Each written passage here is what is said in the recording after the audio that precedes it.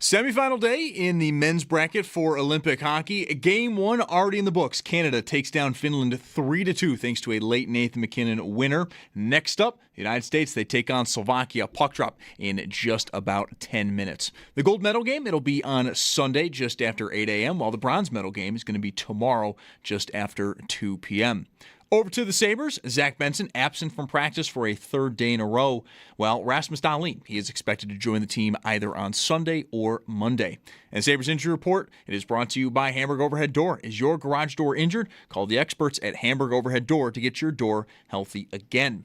To the Bills, they are making some off-season moves with the Combine starting next week. Ian Rappaport is reporting the team has signed offensive lineman Alec Anderson to a one-year, $3 million deal. $1.8 million of that is guaranteed. And then some game action tonight. Bandits out west versus Vancouver. That game will start at 7 and can be heard over on our sister station, the Bet 1520. While in college hoops, Niagara, they are on the road versus Mount St. Mary's. Tip-off is at 7, and you can listen to that game right here on WGR. It's your Paddock Chevrolet Sports Update. Paddock Chevrolet with you for the extra mile since 1935. I'm Zach Jones for WGR Sports Radio 550, now on 104.7 and 107.7 FM, WGR FM.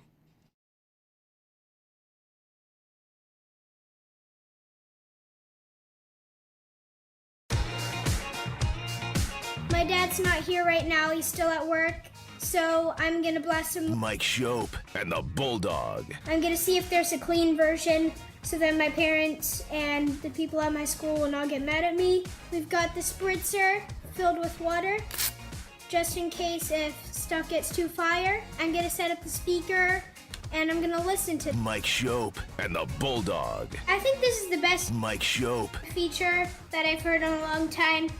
I think his flow is really good in it, and I like his aggressiveness on it, and the Bulldog. Put not enough effort in it. I think overall his flow was good, but I don't like that mumble rapping. That was my review of Mike Schopp and the Bulldog. Didn't need a spritzer. Wasn't fire enough. No spritzer for you. No spritzer. Yes, happy Friday. It's no different. I turn the mic on or not when my headphones are still in this state. They did make it through the Super Bowl.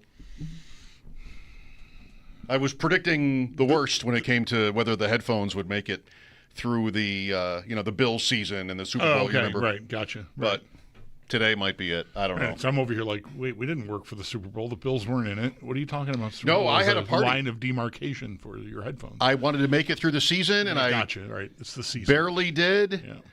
And I think for next year, starting Monday, even maybe we're going to need a new setup over here. I had an idea for a game, and I intentionally I gambled with myself here.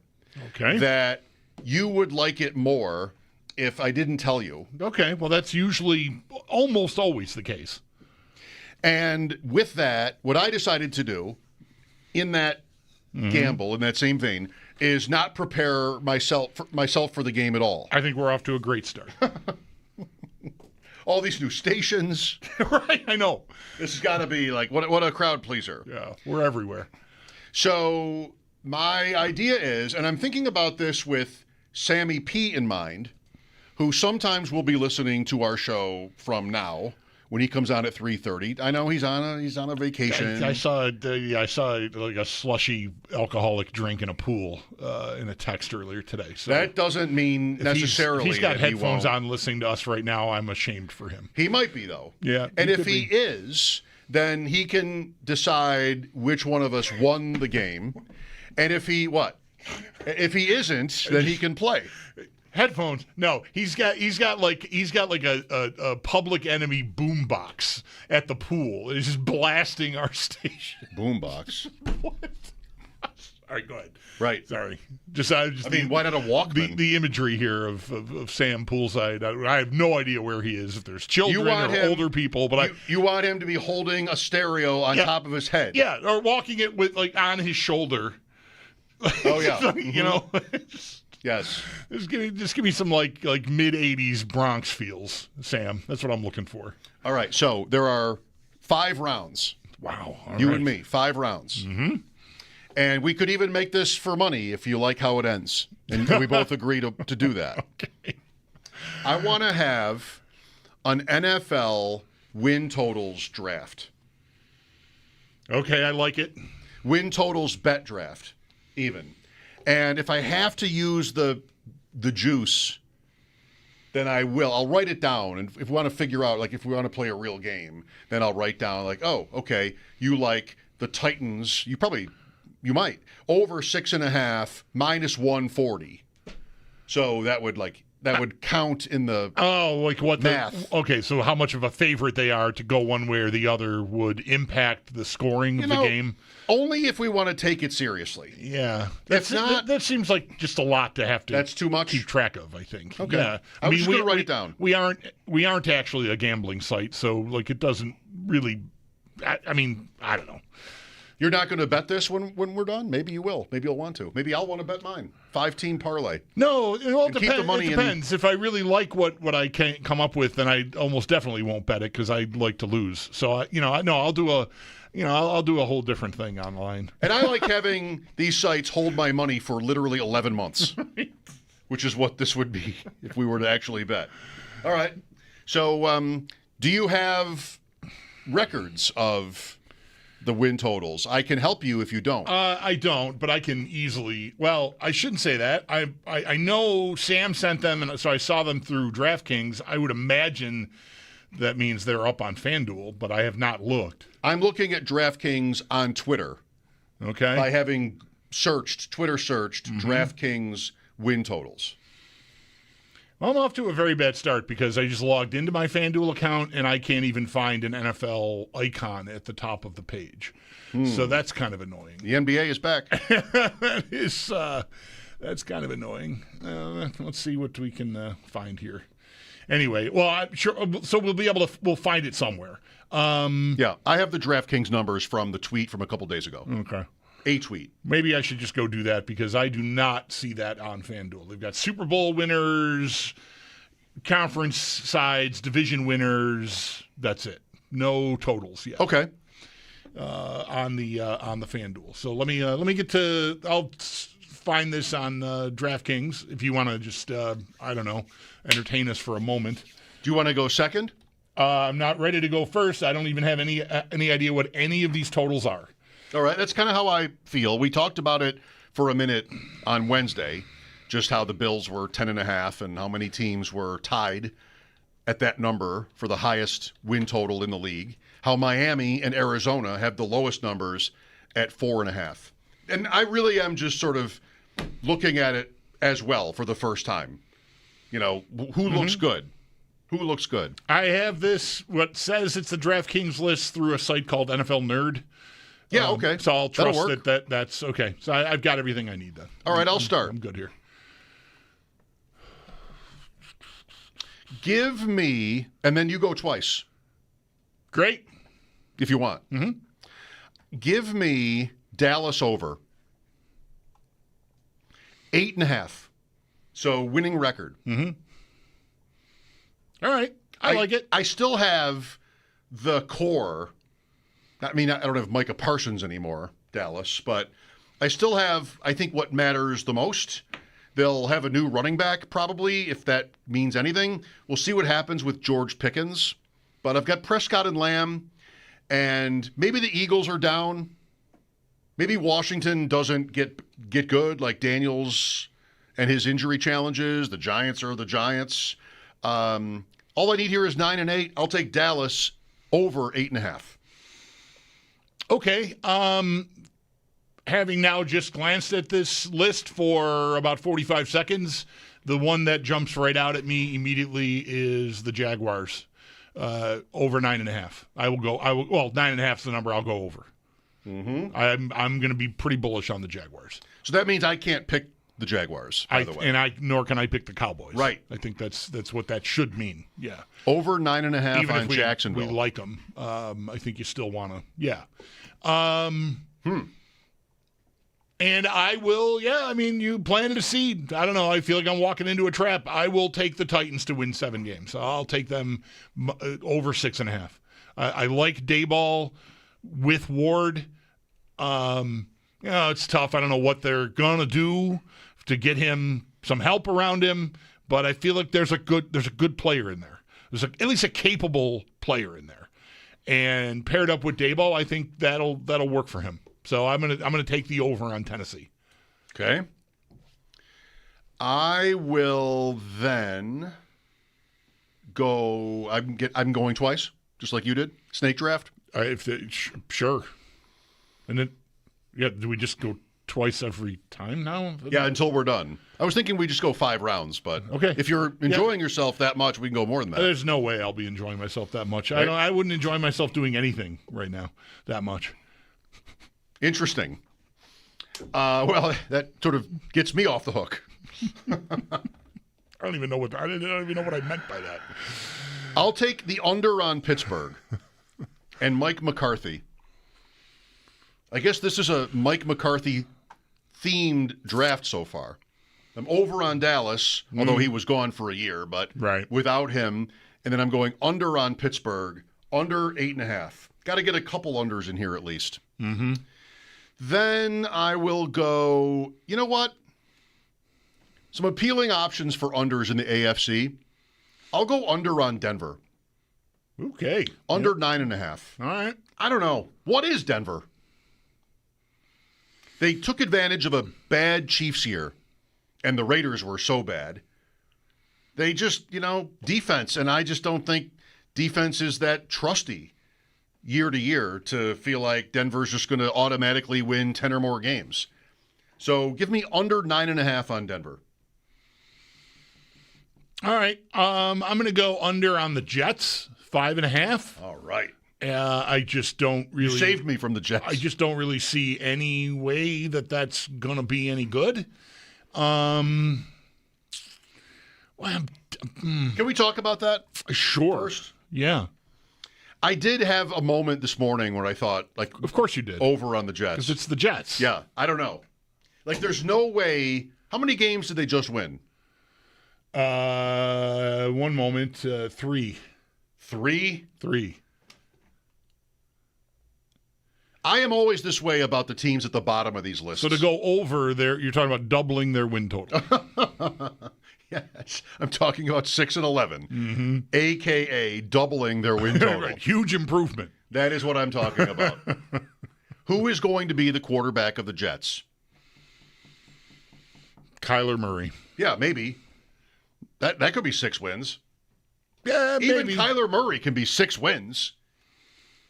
So you saved me from the Jets because I don't know if I would have picked him. I looked at it, but I would never bet the under there. Can I ask a question that I think is pertinent for keeping track of this? Are you running down my choices as well? Yes. Thank you.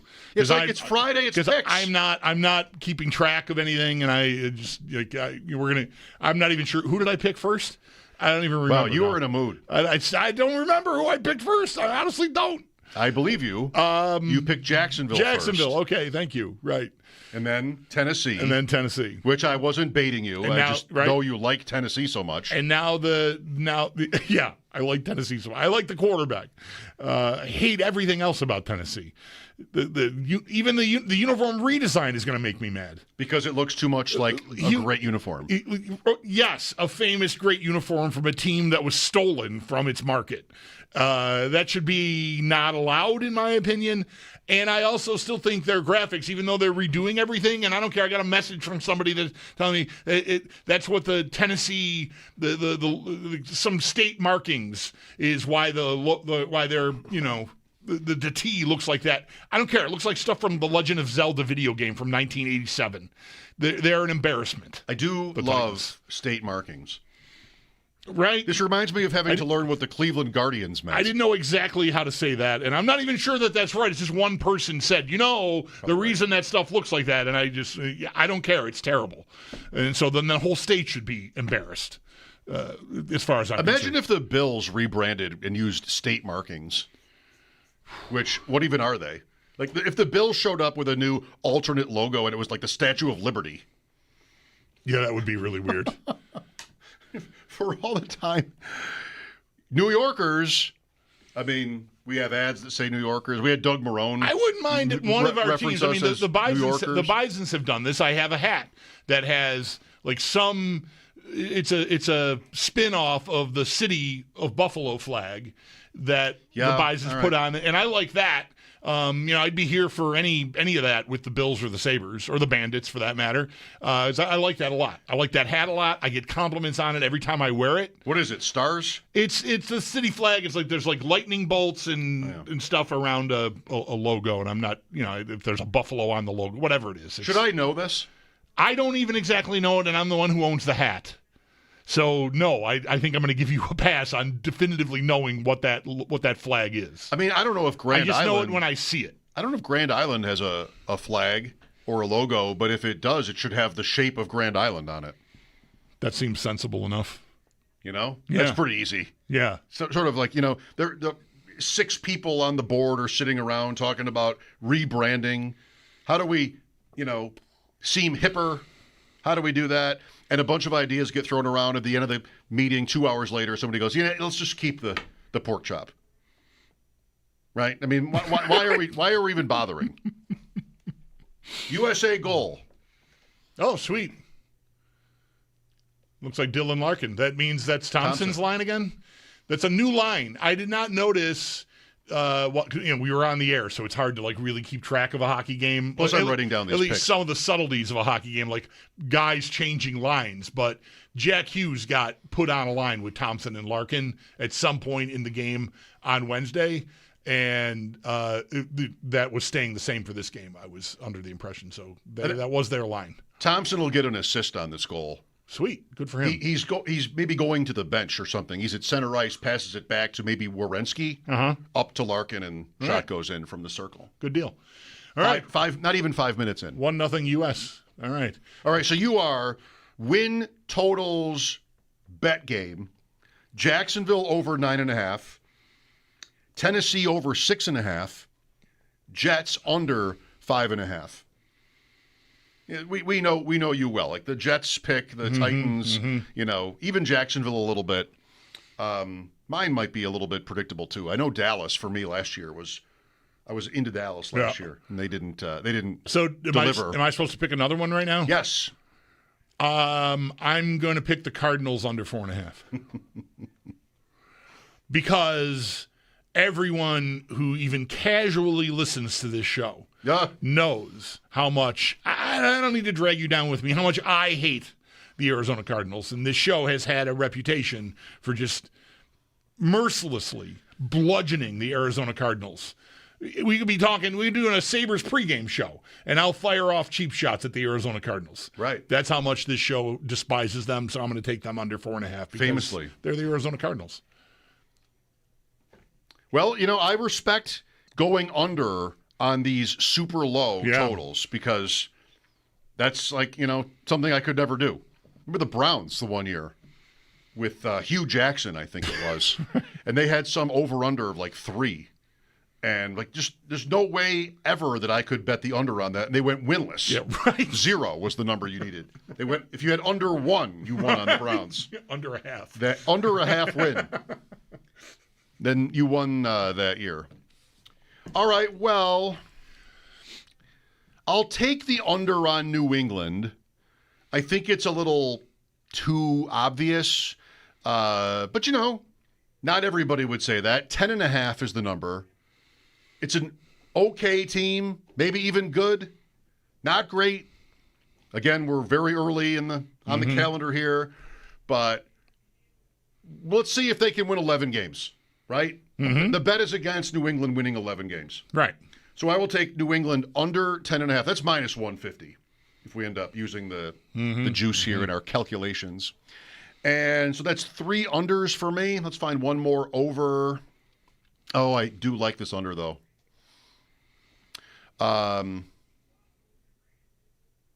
Never mind. I'll go under on New Orleans. I was going to do that. Really? Yeah. 7.5. Have you been cutting Saints all morning on that app? No, I had my fun with that the night I stumbled across it and then talked about it yesterday, but I have not revisited. We did get sent something else that I did not click on or look at. That was like, if you like that, you should try this, and I have not tried this. No. So if you're out there listening, I've not tried your thing yet. Not that I was scared of it or anything. I just didn't, I didn't want to try the Saints thing. Yeah? I got enough to do. I mean, I understand. I know. It's not it. The reason I wanted to bring it up, yes, I sort of forced it in yesterday, is because it is very much unlike me to. I found that at like 10 o'clock at night, and at 10 o'clock at night, I'm not doing anything. Like I'm just if I'm looking at my iPad, I'm just scrolling, just waiting until I feel bored enough to fall asleep, which usually does not take long. But I saw this, I saw it complimented, and I'm like, I want to just see how interactive this is. And I tried it, like, this is really pretty cool. But normally I would not click on it, which is why I didn't click on this thing that somebody sent us, because I don't usually click on anything. Yeah, I don't want to click on it unless I made it. Yeah, right. I'm just killing time here. I need to pick. Do I have one more? I sniped you on New Orleans. Do I have one more pick then? Yes. Is that it? I have one more pick? All right. Unless you want to go 6, because I went first. If you think that's fair. Let's do that. I wanna go under on the 49ers, 10.5. Okay. They are playing a game in Australia. They're playing a game in Mexico City, and they're traveling to the East Coast. But like they are going to set a record for miles traveled. I mean, whoever was going to go to Australia, and if they're a team that's on one of the coasts that's going the other way a couple times, probably was going to have a look at it. But I just think that'll take something out of them. It's very far away. It really, really, really is. Even if they're going to play the game on like a Wednesday, which might be a Sunday here. Plus, they have home games near some facility that apparently is why everybody gets hurt. Oh, right, yeah. There's like a power substation or something that's making everyone get hurt. I think George Kittle has bought into that. Yeah, I've seen some reference to that. Yeah. All right, San Francisco under, then one more. One more. I'm going to buy the Bears. I'm buying the Bears. I think the Bears are pretty real. No, hang on. Weren't they pretty lucky? Like they won a bunch of games at the gun, didn't they? I feel like. So what happened was, for maybe 2/3 of the season, that was the story with the Bears. But they kept going. Yeah. And then they won a playoff game, right? Yes.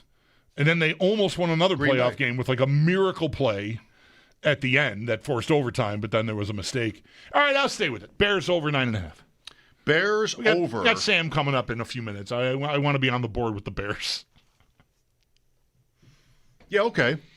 And I will try to find some correlation here. I've got Dallas over. What's Philadelphia? I'll take Philadelphia under. 10.5. Okay. I've been waiting for that to happen. For them to be a team you'd want to pick under? Yes, for the Eagles to just kind of not be good. I'm ready for it. I'm sick of the coach. I'm sick of all the A.J. Brown nonsense. I'm ready for the Eagles to struggle a little bit. So give me Dallas, Washington, and Philadelphia can step aside. I don't know if the Giants are ready to win, but I wasn't really sure what to do with Washington in this exercise because they were so good in Daniels' rookie year, and then he was hurt, and they just were last year. And I don't know, like, who are they, One more guy. Yesterday, we were talking about quarterbacks and whether we think they would start again in the NFL. Mariota was on my list of guys to bring up. Oh, yeah. Because he started games for Washington. Yeah. Like, is anybody else ready for him? Anybody have an appetite for Marcus Mariota? I'll bet he starts games again, but sort of in the circumstance he did this year. A trusted backup. Yeah, he's not going in somewhere in a 3-man competition or anything, but he'll be somebody's backup and he'll play. Well, we'll find out what Sam thinks of our picks. Maybe we'll get some picks from him. Sam Panayovich, chicken dinner, coming up after a break. Mike Schopp and the Bulldog here. We'll also talk to Armando Salguero today. That'll be at 4. This is WGR and 107.7 and 104.7 WGR FM.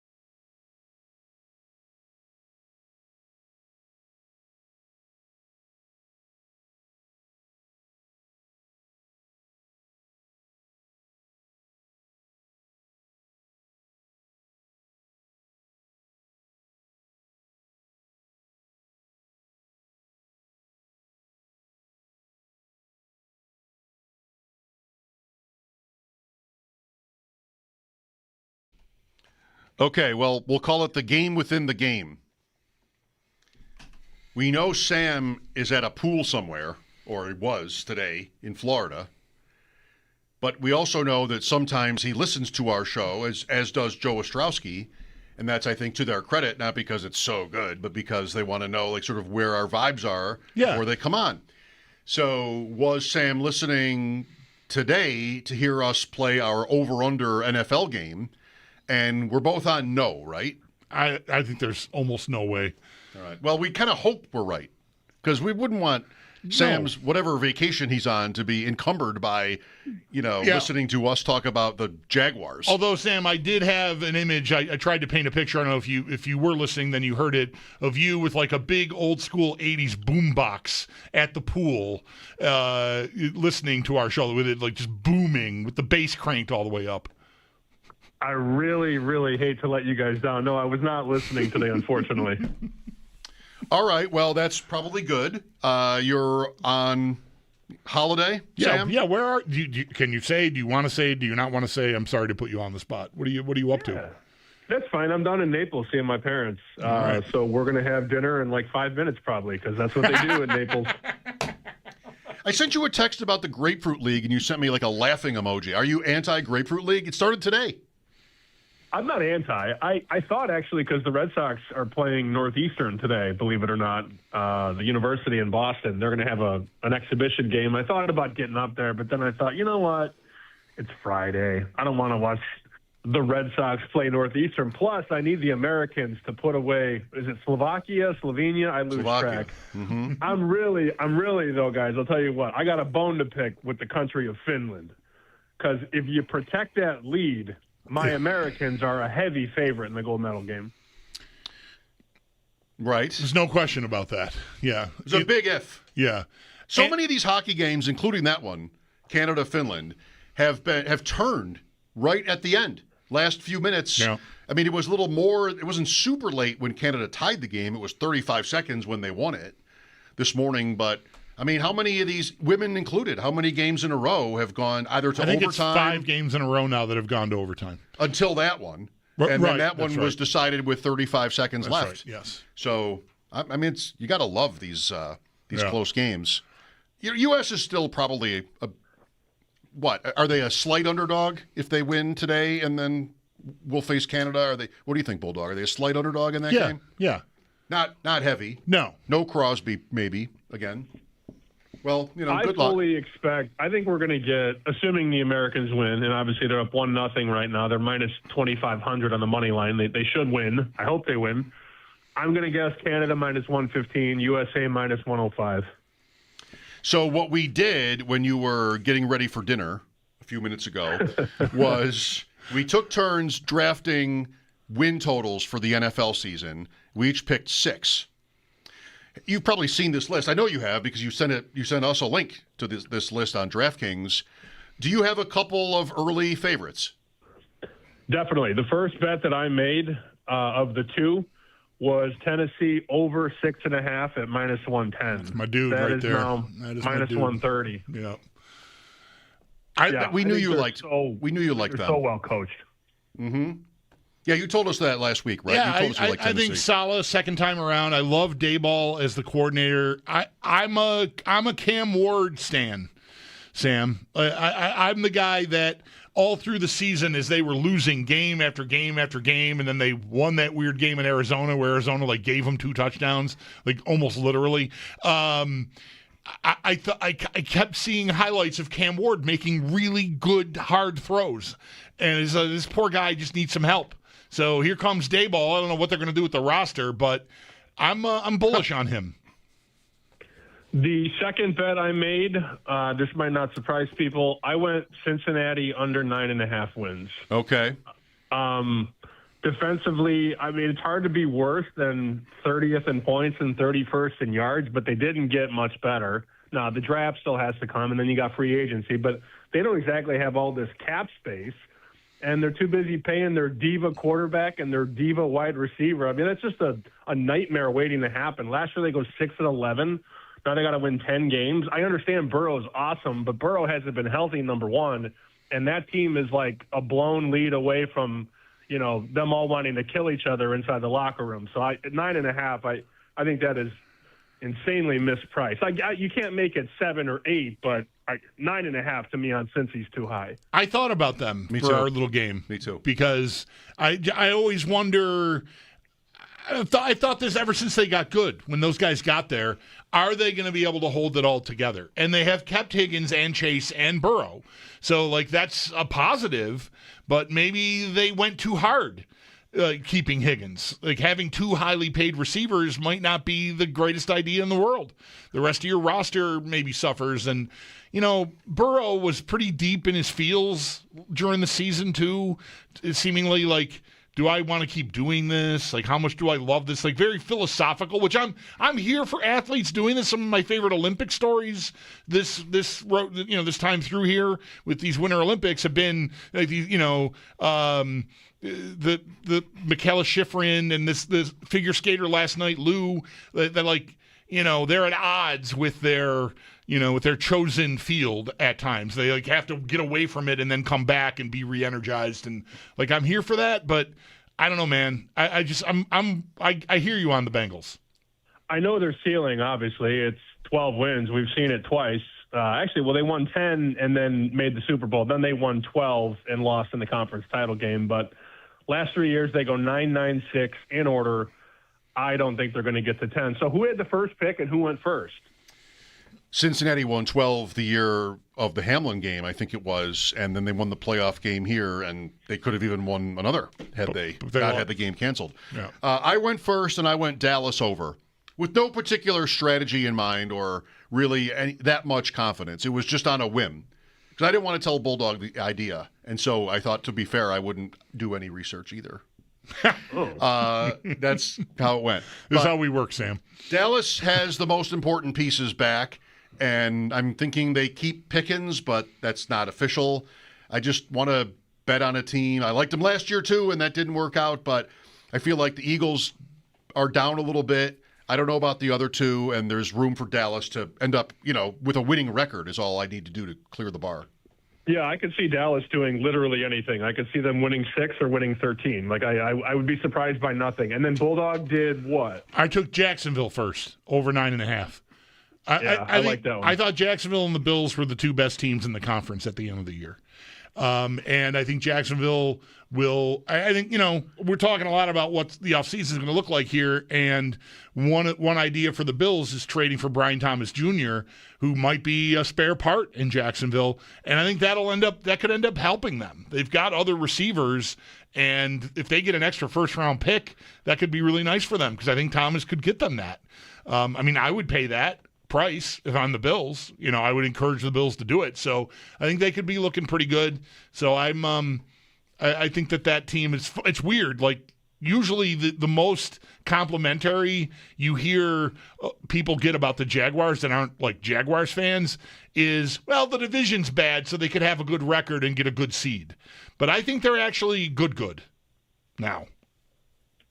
We going to have the conversation about the Bills at 10.5 over -140? It was they weren't picked by either of us. Well, that's typical. That's typical. Yeah. We don't really like to bet against them, but last year, throughout the year, it was the theme. Just not really. Well, this was me at least, if not also Bulldog, but just not feeling that great about them. They're a little scary to me, Sam.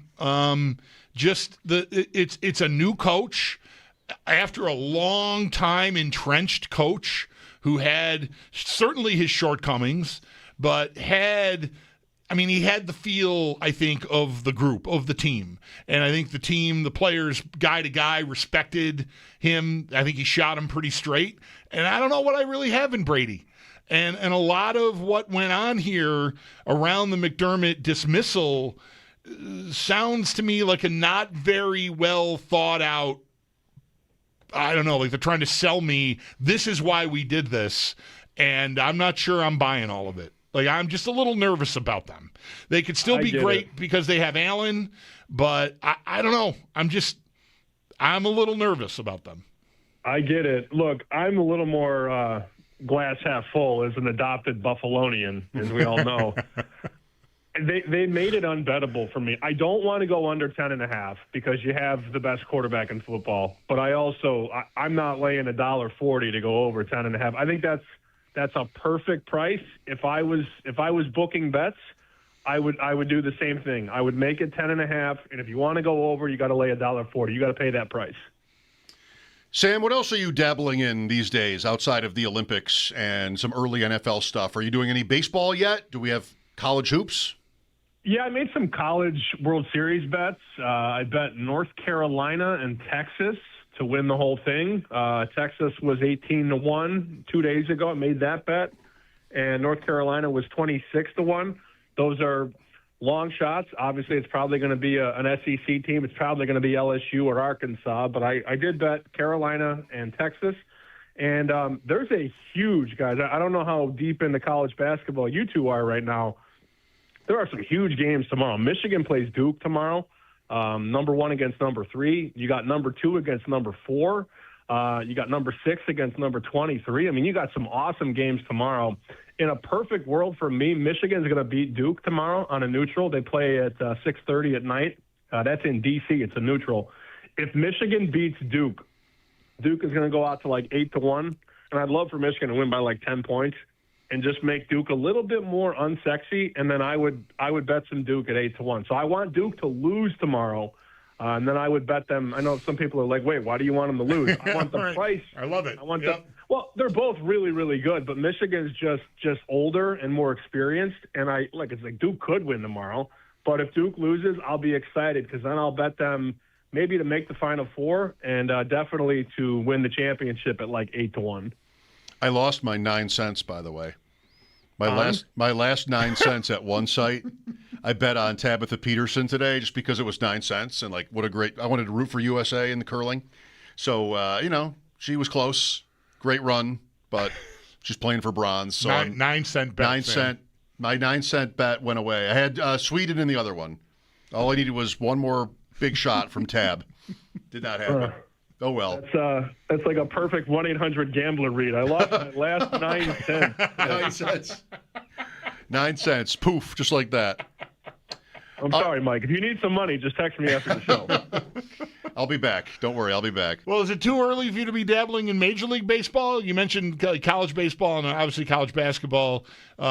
Is it you like sit out spring training and wait until we get to the middle of March to get anything going on baseball? I did get a text today from one of my guys who goes, "You got to bet the Orioles today," and I almost shattered my phone with a rock. I'm like, I'm not gonna run. They did win 2-0 today. They beat the Yankees. Alonzo homered. Look, these guys that bet spring training, they are good, but they're also sick. Like, I'm not trying to ruin my Friday at the pool on a spring training bet. Oh, come on. You're not fooling us. You're not fooling us. I'm not. No, I did not do it. I also don't have. I mean, you can't really bet down here legally. You only got one shop in Florida, so it's a little difficult. I hope Sneaky Joe is listening. We're gonna bet some White Sox over this year, 67. Okay, all right. I get in on that, and that's your team. They're gonna be a lot better. They're gonna be a lot better this year. Promise. 68-94 gets us home. I'm in. Hey, well, yeah, we had them under last year, and as is often the case. We can actually no. Last year we did the Rockies under. Rockies. That's right. The year before we did the White Sox under.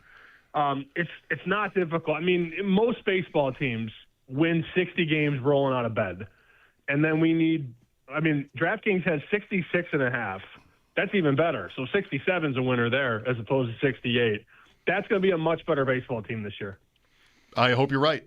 Thank you, Sam, and enjoy the rest of your break. All right, dinner time. See you guys later. Chicken Dinner Podcast. Sam Panayovich, Joe Ostrowski. Socks and sandals on and get to dinner. Find it on YouTube. I think that's great. The early bird crab legs. I can see it for me. Yeah. 4 o'clock. And then either, I eat again or I just sleep. That is one of the things about this gig. Like, I don't know that I'll ever adjust to eating dinner at 5 o'clock, 6 o'clock. 5. It never. We've got, it's me. I mean, my family's sort of adapted to it. But for a little while there, Leo was getting up the same time as Owen, 4:30 in the morning, to go put install like solar panels in a field in Dunkirk. That was his job. These guys don't want to eat dinner at 7:45. They're getting up at 4:30 in the morning. So we've had to sort of try to adjust. But I'm not going to ease into old age and early dinner, I don't think. It's been 30 years of eating. I mean, when I started doing this, I worked at dinner time through the evening. So I was a basket case with that. And now this is kind of the same thing still. I mean, you're not that far away. I know. I mean, how I didn't ask Sam. I mean, Sam's a younger guy. How old are his parents? His parents might be my age. They might. He's mid-30s. Yeah. 36, I think, maybe is Sam. 803-0550 for your calls. We'll have Armando Salguero coming up, talking Miami Dolphins and the NFL at 4.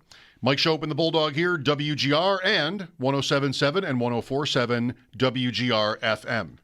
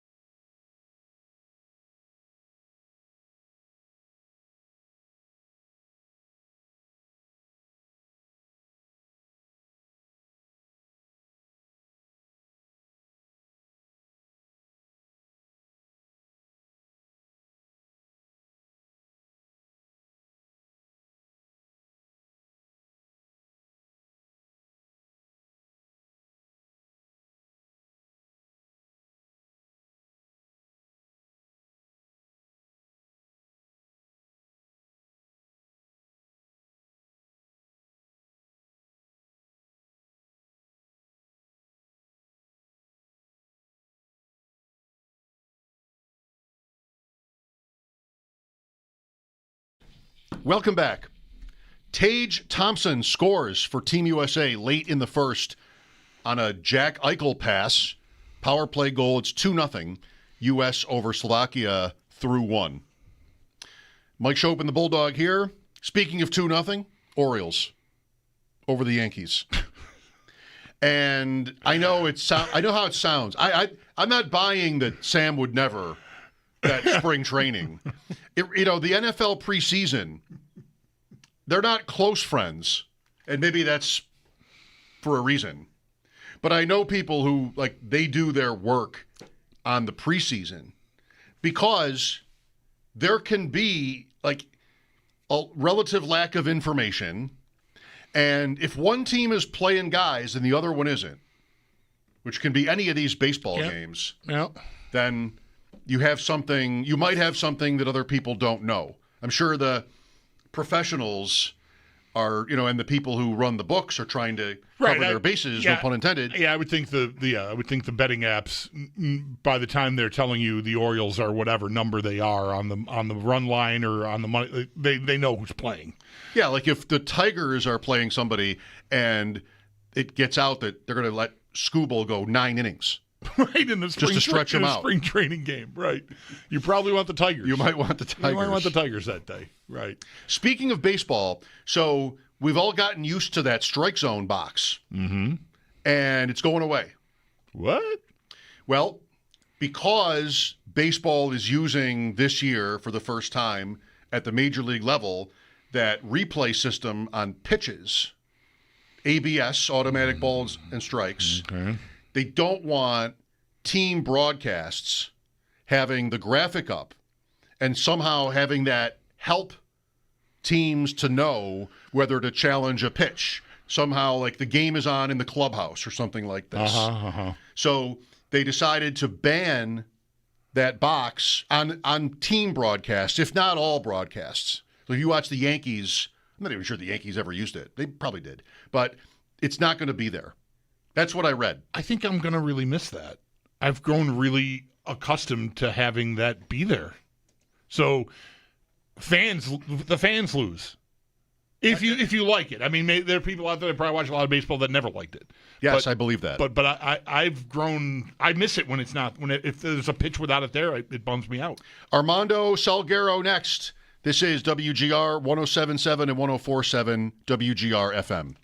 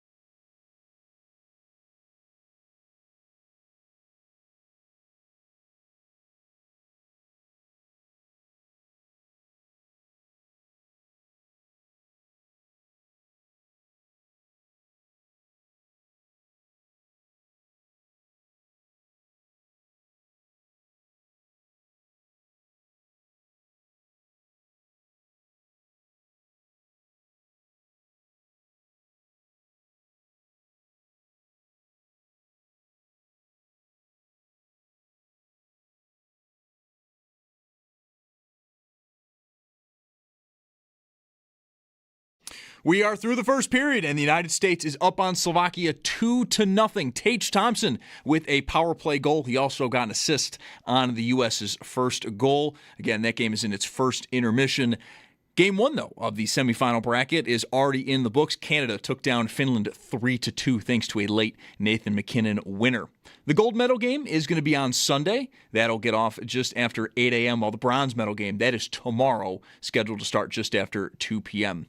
Over to the Sabres, Zach Benson absent from practice for a third straight day, and Rasmus Dahlin, he is expected to join the team either on Sunday or Monday.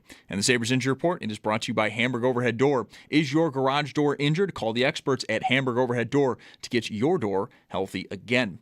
We've also got some Bills news, as according to Ian Rappaport, the team is signing offensive lineman Alec Anderson to a one-year, $3 million deal. $1.8 million of that is guaranteed. And then some game action tonight. The Bandits are out west versus Vancouver tonight at 10, pregame starting at 9:30. Both can be heard over on our sister station, the Bet 1520. And then in college hoops, Niagara, they're on the road versus Mount St. Mary's. Tip-off's at 7. That game can be heard right here on WGR. That's your Paddock Chevrolet Sports Update. Paddock Chevrolet with you for the extra mile since 1935. I'm Zach Jones for WGR Sports Radio 550, now on 104.7 and 107.7 WGR FM.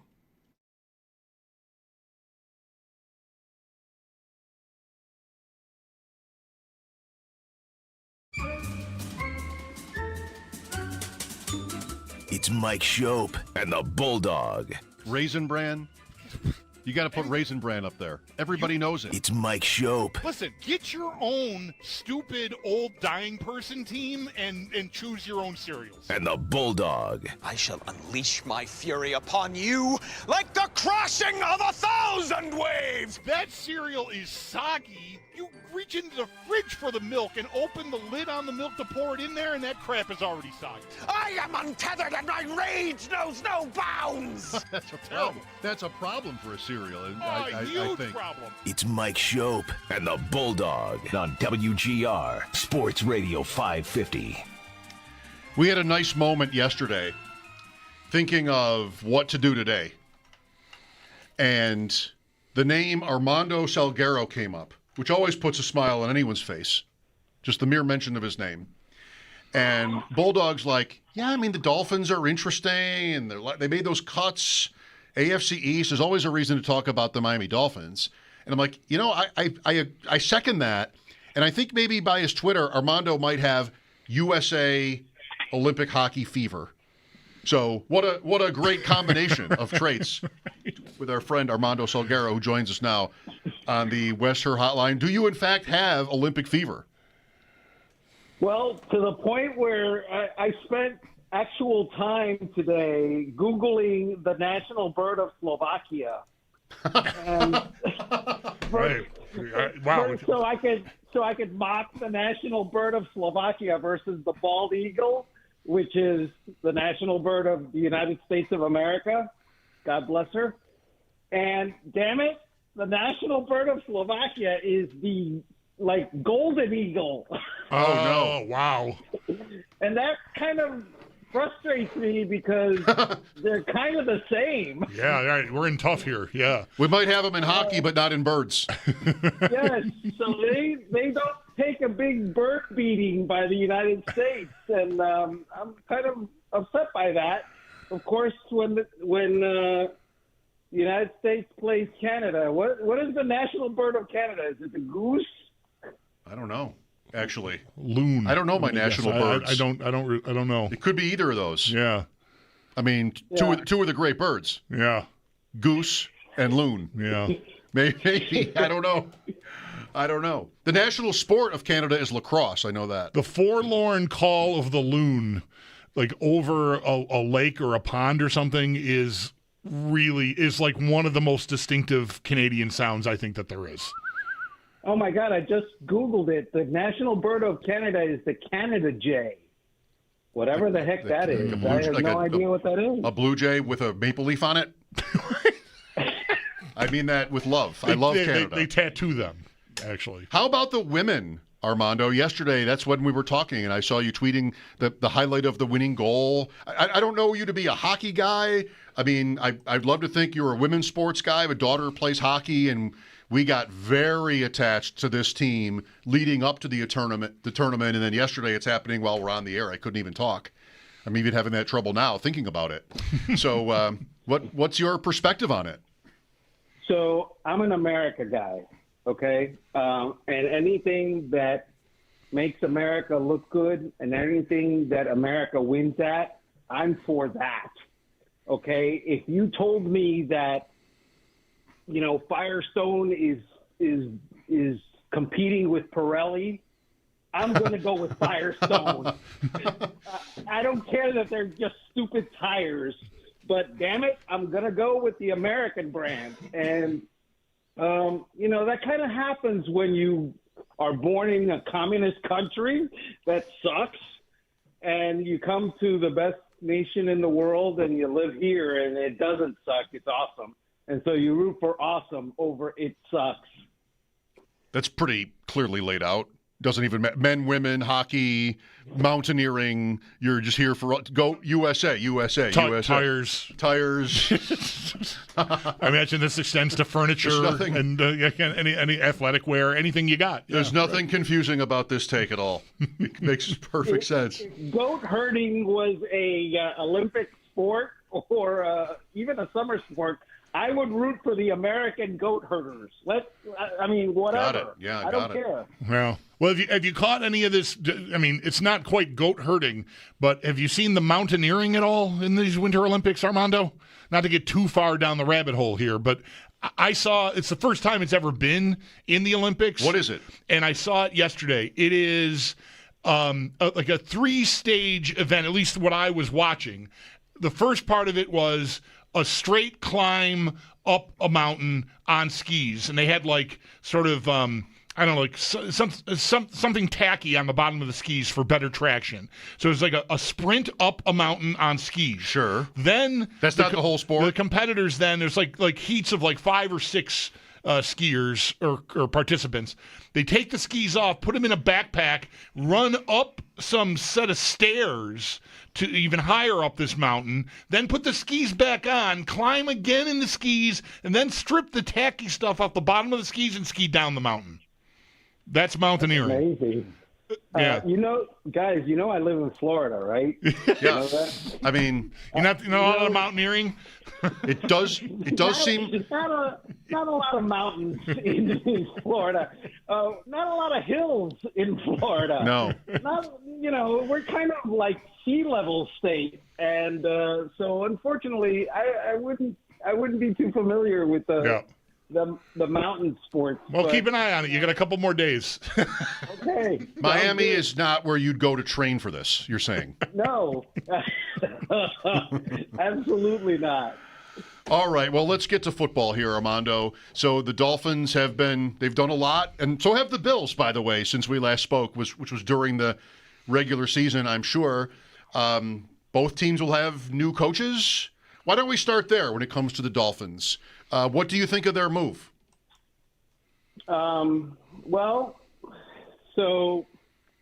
Look, Nick Saban used to have a favorite saying, which was, whatever your history is, that's what you're likely to be going forward. And the history of Dolphins hires as far as head coaches under current ownership, Stephen Ross, has been pretty terrible. And so terrible that they haven't won a playoff game since Stephen Ross became the owner of the team in 2009. He inherited the AFC East winning Miami Dolphins, who won the AFC East in 2008, and he's been over ever since. And it's now 2026. The last time the Dolphins won a playoff game was in December of 2000. So I would say to you that there's a little bit of skepticism about Jeff Hafley. Okay. He has to prove himself. It's not like, welcome to, the great days of the Miami Dolphins, it's let's see what you got. I think that's what the fan base is feeling right now, and I think that's fair because, again, what have you done for us lately, Miami Dolphins? Well, the fans are saying not a whole lot. Is there much question in your mind that they're going to find their way clear of Tua Tagovailoa this offseason at some point? It sure sounds like that to me from a distance, but I know you've always followed it much more closely than I would, but it seems like that's just the next shoe to drop, isn't it? So they're going to the Combine, which starts next week, hoping to find a trade partner for Tua. Are the Miami Dolphins going to find a trade partner for Tua? No, they're not.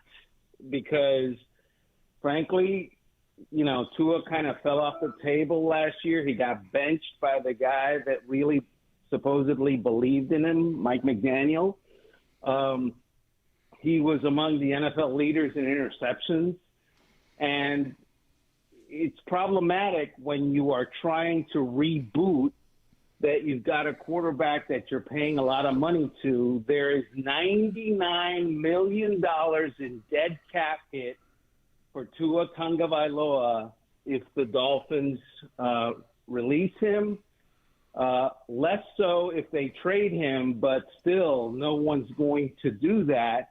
And he's making or will make $56 million guaranteed that no one wants to pay in 2026. So it's a rough situation for the Dolphins, and that alone means that they are in full-on rebuild mode. I think when we talked around the time of that deal getting made with Tua, that your feeling was that this is a bad idea. And you'll certainly set me straight if I'm wrong there. It always seemed to me like they were kind of damned if they did and damned if they didn't. I mean, Miami was a little bit too good, you could say, to break from their quarterback, and he was such expensive draft capital, but it seemed like one of those examples where then Josh Allen showed up to make things worse. Just what are the odds that this is going to work out? Do I have it close? 100%. And I remember we talked about there's 3 quarterback situations for an NFL team. And the first is you've got a rookie quarterback and he's on his rookie contract and you're figuring out if he's good or not. And whether he is or isn't, he's not getting paid, exorbitant amount of money and taking up an exorbitant amount of cap space. You've got a veteran guy in his 5th year or 4th year, and you give him a big contract because you're sold that he is good, and forward you go. And then you've got a veteran guy in his 4th year or 5th year that you pay like he's good, and he turns out not to be good. And of all those 3, the last one is the worst that you could possibly have. You can overcome and you can win with the first 2. You are doomed if you have a high-priced, bad quarterback on your roster. And, there's a couple of teams that have that going on right now. Kyler Murray is right there, and you can argue whether he's bad or just not good enough. And obviously Tua as well, and Kirk Cousins, and to a lesser degree, Justin Fields, who will be cut by the Jets. Is there anything, as you look back at, preparing for Tua to not be on Miami anymore, that you could say in his defense, he got, what disadvantages did he have? Was there a deck stacked against him in any way that you see that he didn't get every opportunity to prove that he was worth the money? No.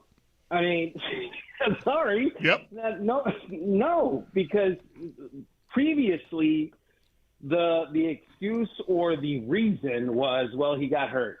Okay, so he had the concussions, or he had, the shoulder or the hand or the ankle or whatever other number of injuries Tua has had.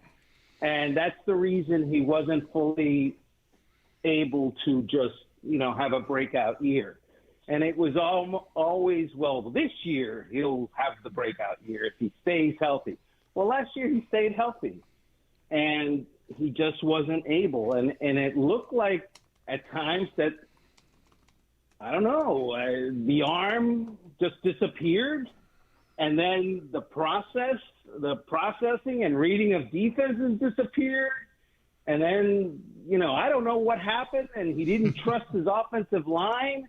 And all those things, one after another, led to him being benched by a head coach who was, trying to win games to save his job. And that guy turned to Quinn Ewers, a 7th-round draft pick, rookie. And he thought that guy gave him a better chance than Tua.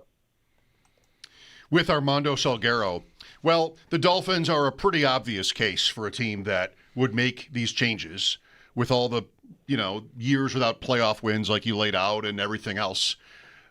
The Bills are not so obvious in this way, but they made a coaching change too. What do you think of what they did? I understand the move. I didn't like the reasoning. I went into the locker room and saw guys' faces and saw Josh Allen crying. That explanation, what? Yeah. That's not the reason that you fire a head coach, I don't think. I understand if ownership, if the Pagulas decided, you know what, we've done this 9 years now or whatever it's been, and we just can't get over the hump, and the guy who is leading us has not gotten us over the hump, and many times in the games where we haven't gotten over the hump, it's the defense that has hurt us, like in the last 13 seconds, and he's a defensive-minded coach, and so we just need to try something different. That I would understand and get. That makes sense. But we went into the locker room, and I stood in front of Josh Allen, and it looked bad.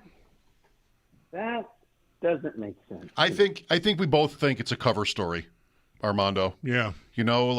Because we both agree with that, right? That's like you wouldn't want to make that decision that way. Yep.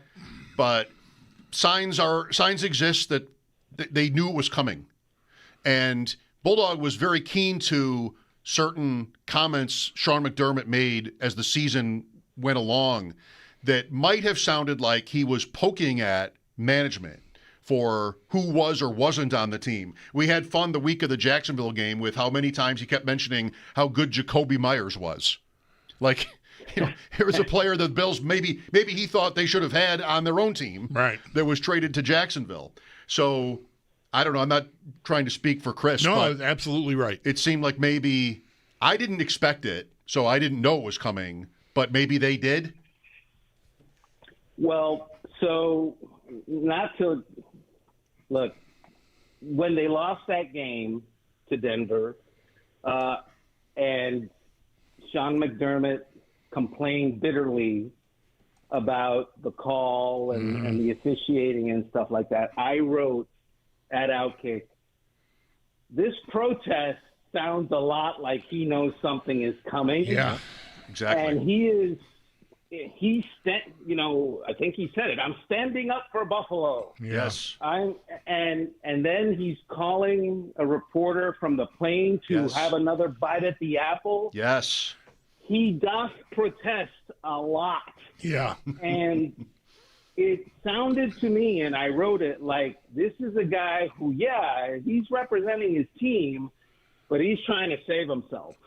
And I got the feeling that he understood that he was, on the proverbial firing line. Yeah, we host post-game after these games for a couple hours, Armando, and we aired his official, like his first, his meeting with the media after the game. And he complained then, but it didn't set off an alarm to me. until I learned what you just referred to. Sunday morning when I woke up, I learned that he had called Jay Skursky from the Buffalo News, was like the pool reporter for the game, and like went longer and harder on the officiating. And that's the first time I thought he might know he's in trouble, because it just seemed like very out of character for him. Not to stand up for Buffalo, but to go that hard about the officiating. And there was a lot. I mean, I think, Allen's emotion even could be a part of that, like a clue to me that there was a vibe around the team that they sensed that if we don't get this done, there's going to be big changes here. And I don't know, not for nothing. Like I still wonder. I mean, Josh Allen's their quarterback, and he's been at the news conference to announce the new coaching hire and was involved in the interview process. I wondered how he liked being used that way by Pegula in the news conference. Like, I saw my quarterback sad, so I fired my coach. Like, I don't know. Like, I'd feel a little kind of done over if I were Allen. That's just me, though. I appreciated that Allen, one of the first things he said was, you know what, I feel responsible for having Sean McDermott fired. And look, over the years, he's not responsible, okay? He's one of the best players in the NFL. Next sentence, move on to something else. But that day, he wasn't. Right. 5 turnovers is bad. I appreciated him taking responsibility. I appreciated the candor. I think it speaks well of Josh Allen. The fact that he felt bad about it speaks well of Josh Allen, and it really does kind of fly against whatever rumors may have been out there that, Josh Allen had anything to do with the undoing of Sean McDermott. Well, we'll see what happens next year in this division. The Bills were taken down by New England, which went to the Super Bowl, of course, and, just fell flat against Seattle. But you've got a Miami team whose win total is 4.5. There's a reset there. The Jets have been the Jets for so long. I always like references, Armando, and this is not personal. I'm not hating on the Dolphins by this, but from our conversations, the reference to their last playoff win, that's the Lamar Smith game. If you go back to 2000, that season, he went for 209 yards on 40 carries. I mean, will that happen again? 40 carries? I mean, it's so rare. Overtime game, but still. And then the next week they went to Oakland. You may have been there. And Smith against the Raiders went 8 for 5. Right. 8 for 5. Tough. Yeah. Yeah. Look, the AFC East is a 2-team race at this point. The only way that the Dolphins are not going to be relevant in the AFC East, other than when they lose to teams. And so, I mean, it just is. It just is. They're in a full rebuild mode, and they're going to be bad. The Jets are the Jets, and the only way that they get good is if they hit on all their draft picks and they find a quarterback, and, who knows who that might be. It may be a veteran. It may be a draft pick. I don't know who it's going to be, but Aaron Glenn knows his job is on the line.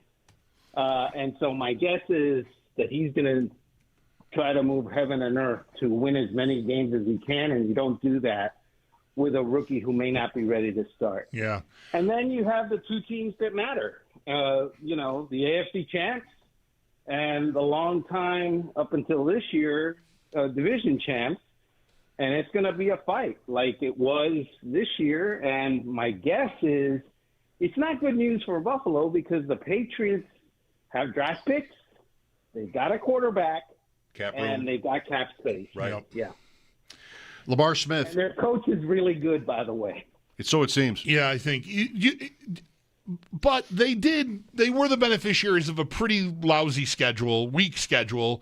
The playoffs, I've said a few times here, Armando, I don't recall a team getting to the Super Bowl having to do less in 3 playoff games than New England did on offense. I mean, anyway, their defense was certainly stout, but, even that, Houston just couldn't wait to give them the ball.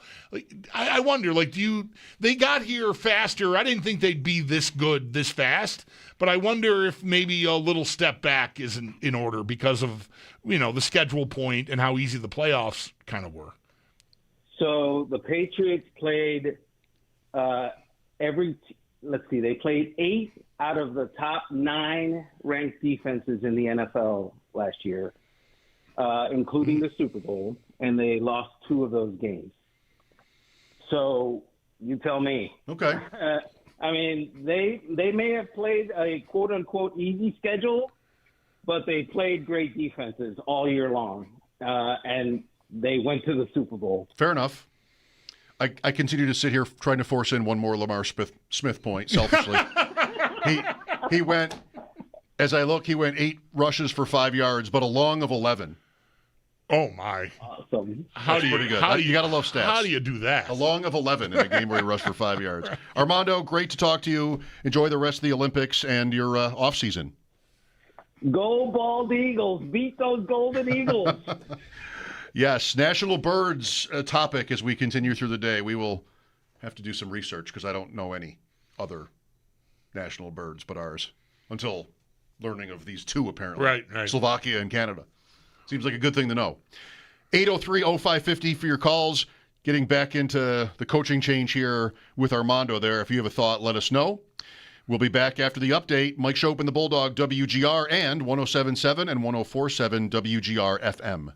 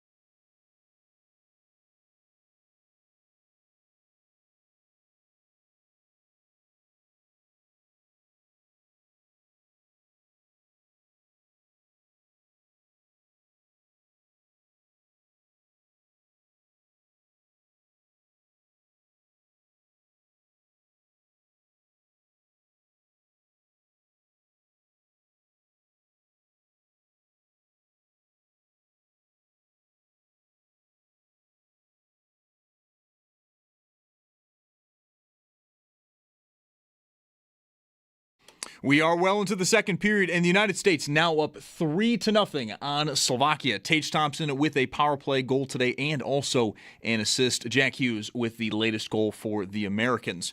Game 1, though, of the semifinals is already in the books. Canada did take down Finland earlier today 3-2 thanks to a Nathan MacKinnon winner. For the weekend, the gold medal game is going to be on Sunday just after 8, while the bronze medal game is going to be tomorrow just after 2 p.m. To the Sabres, Zach Benson absent from practice for a third day in a row, and Rasmus Dahlin, he is expected to join the team either on Sunday or Monday. Sabres Injury Report brought to you by Hamburg Overhead Door. Is your garage door injured? Call the experts at Hamburg Overhead Door to get your door healthy again. The Bills get an offseason move on the board. As Ian Rappaport is reporting, the team is signing Alec Anderson to a one-year, $3 million deal. $1.8 million of that is guaranteed. And then some game action tonight. Bandits out west versus Vancouver tonight at 10, pregame at 9:30, and you can hear both over on our sister station, The Bet 1520. While in college hoops, Niagara on the road versus Mount St. Mary's. Tip-off's at 7, and that game can be heard right here on WGR. That's Paddock Chevrolet Sports Headlines. Paddock Chevrolet with you for the extra mile since 1935. I'm Zach Jones for WGR Sports Radio 550, now on 104.7 and 107.7 WGR FM.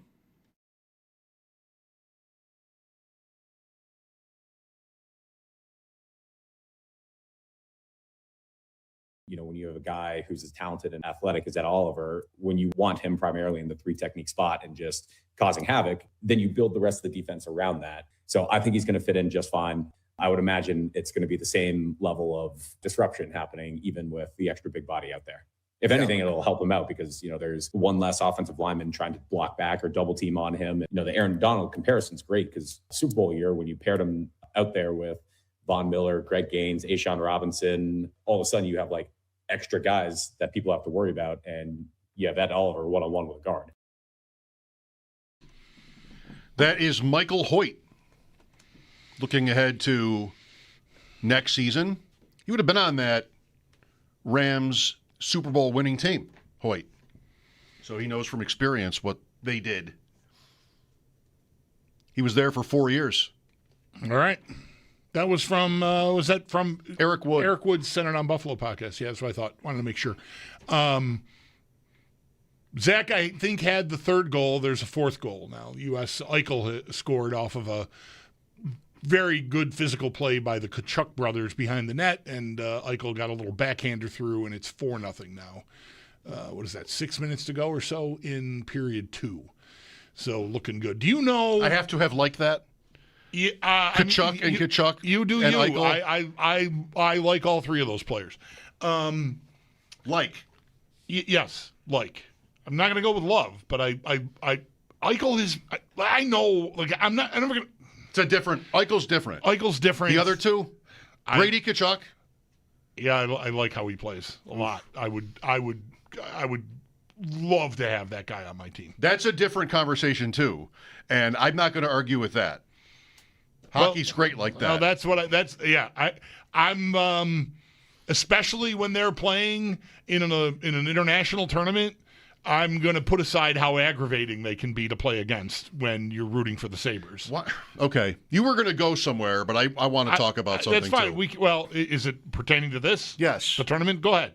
My thing, I will get to my thing because I think my thing is it's a flag I've planted often that I want to make sure I say something about today. I feel like maybe I'm a bad person because I don't always root for USA in the Olympics. I really wish you wouldn't feel like you're a bad person for that because I don't always root for USA in the Olympics.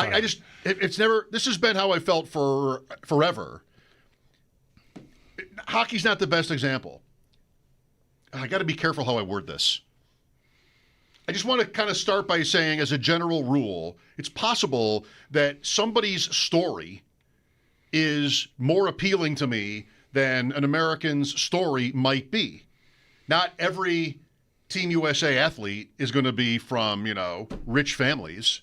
But maybe in skiing, there's an underdog from some war-torn country that wins the gold over our guy. And I'm going to like that. I'm going to enjoy that. Yep. But I feel like I can't do that out loud because, you're supposed to always root for USA. We just talked to Armando, And listen to Armando go on. He's looking up the names of national birds. Right. I mean, it's pretty serious. he's going hard. And in terms of this particular tournament, the NHL players, I mean, I've said all week, I don't feel great rooting for Team USA sometimes, at least, because half a dozen of these guys, I can't stand them. And that always happens when you go back to, I mean, I was in radio. I was an adult when NHL players were playing in the Olympics. Nagano, Salt Lake. Nagano, I rooted for Hasek. And that felt right. Me too. And I got the American guys are throwing stuff out hotel windows or something. Right. Like, get out of here. Yeah, I mean, they weren't ever a threat. They had a bunch of all-stars on the team, but I didn't like that team. I didn't root for that team. All I'm saying is I'm open to rooting for somebody else at the Olympics. Yeah, and listen. I feel like that's completely reasonable. Yeah, I do too. That's why I'm saying don't be so hard on yourself about it. If Hasek were alive today, the Sabre goalie today, and playing right now against the USA, I'd be rooting for Hasek. If Miller were on, the Czech Republic or something, and they're playing the USA, I'd be rooting for our guy. I think, That's what do you think a poll would say of Sabres fans to that question? If it were Dahlin in the finals instead of Thompson, instead of Canada. Like if that's the gold medal game is, I mean, I don't know. I don't think Dahlin's great for this. He's not the perfect example and for you've this. got Thompson on Team USA anyway. That so too. That sort of. But the Sabres have been so flat for so long that I'm not sure it would be the same as when like Dom was winning Hart trophies, playing for Czech Republic in this tournament. That's different. That's above. Yes. Respectfully to Dahlin, that's above Dahlin. Sure. No question. So that's I've never been conflicted about that. Like I'll root for my guys over my country.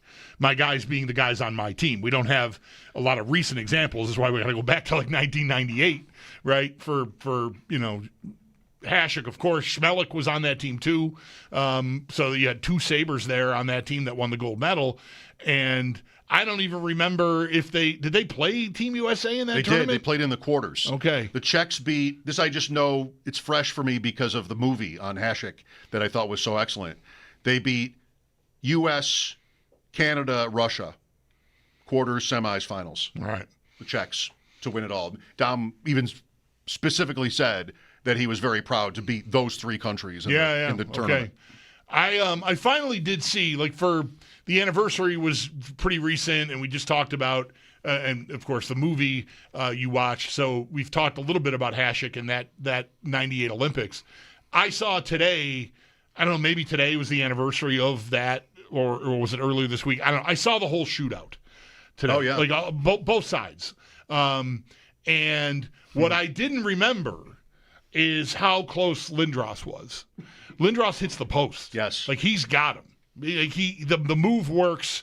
Hasek does one of his classic Hasek things. And initially, before I saw like an ice level replay, I thought, wow, that's an incredible. All I ever see is the final save on Shanahan, which Shanahan just goes into the corner practically. Like Dom's just got it so shut down.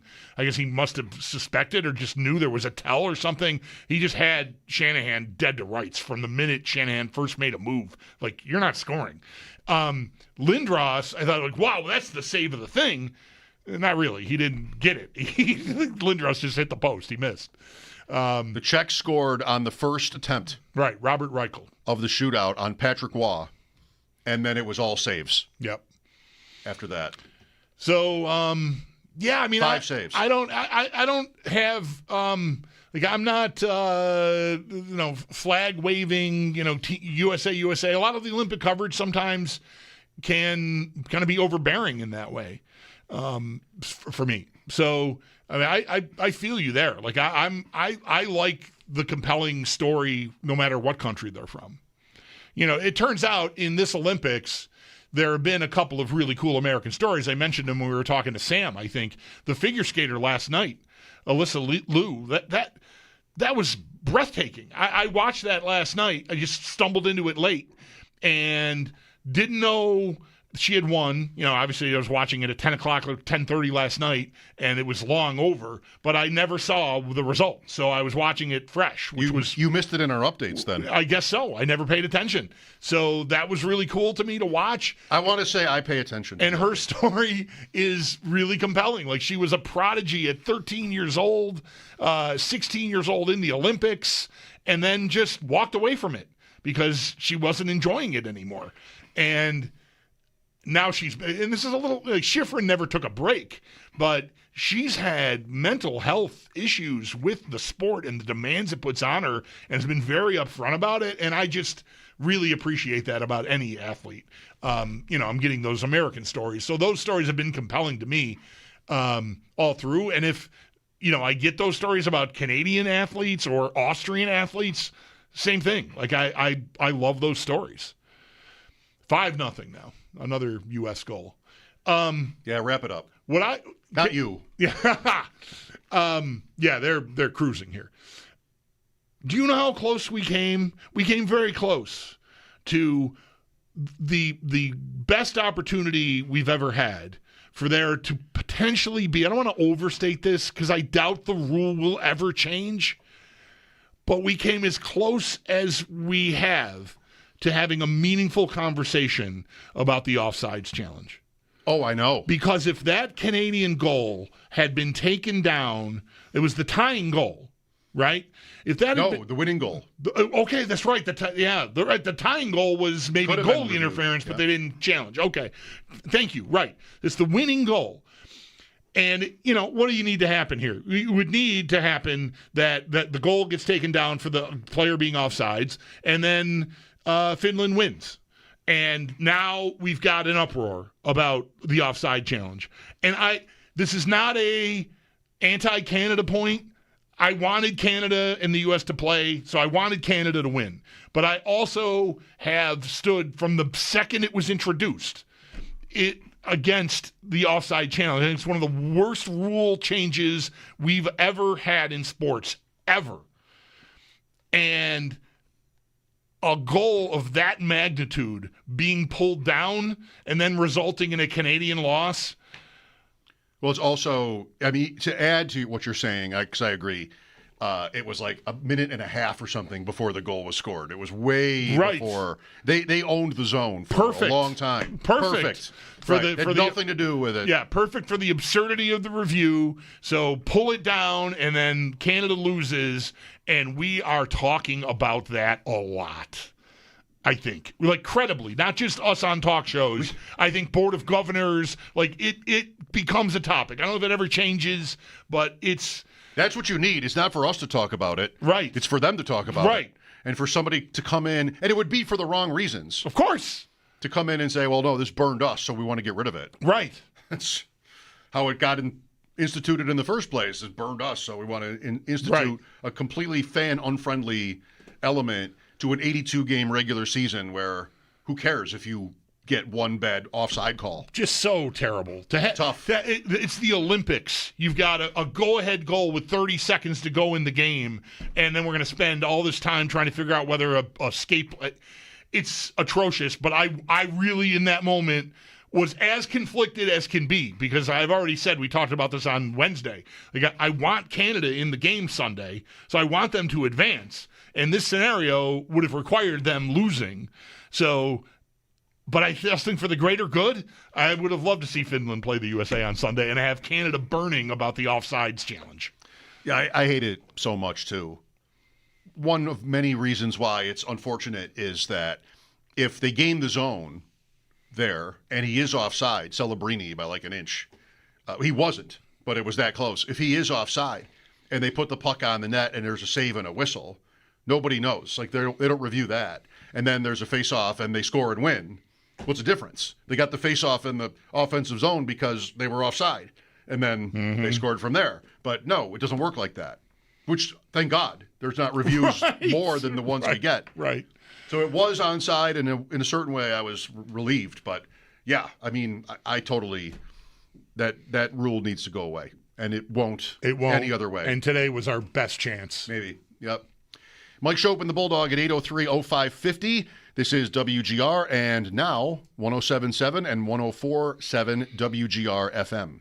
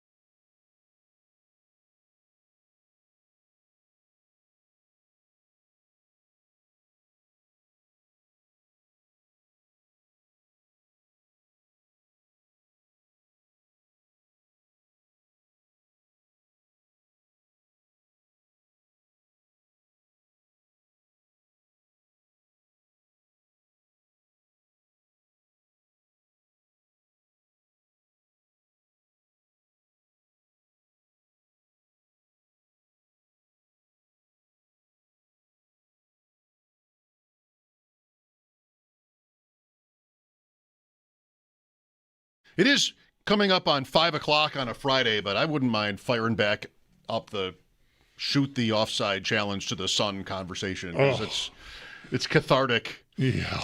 Interesting, too, I guess, in this game we're watching, which is 5-0 USA over Slovakia after 2. Team USA had a goal disallowed, Jake Gensel, and he kicked it in, and there was no question that he did. He clearly kicked it in, yeah. It was like a pretty clear kicking motion. I think you'll remember this. I'm not sure if listeners will. One time we had Gary Bettman with us for a show, and we asked him about that rule. Do you remember what he said was the reason why they didn't allow? Danger.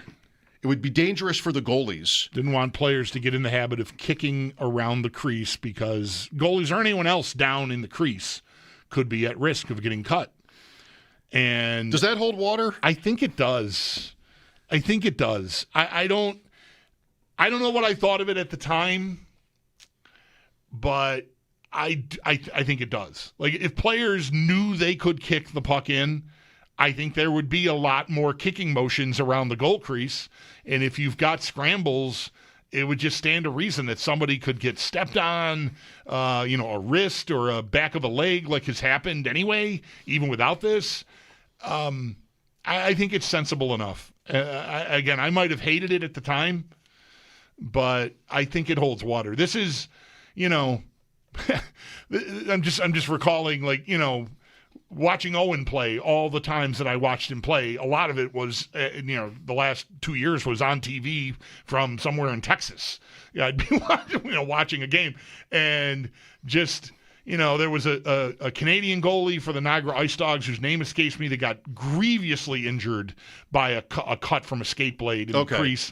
And ever since then, that has sort of stayed with me. The league also had a scoring problem then. It doesn't have one now. No. 803-0550 to reach us. We'll be back after the update. Mike Schopp and the Bulldog, WGR and 107.7 and 104.7 WGR FM.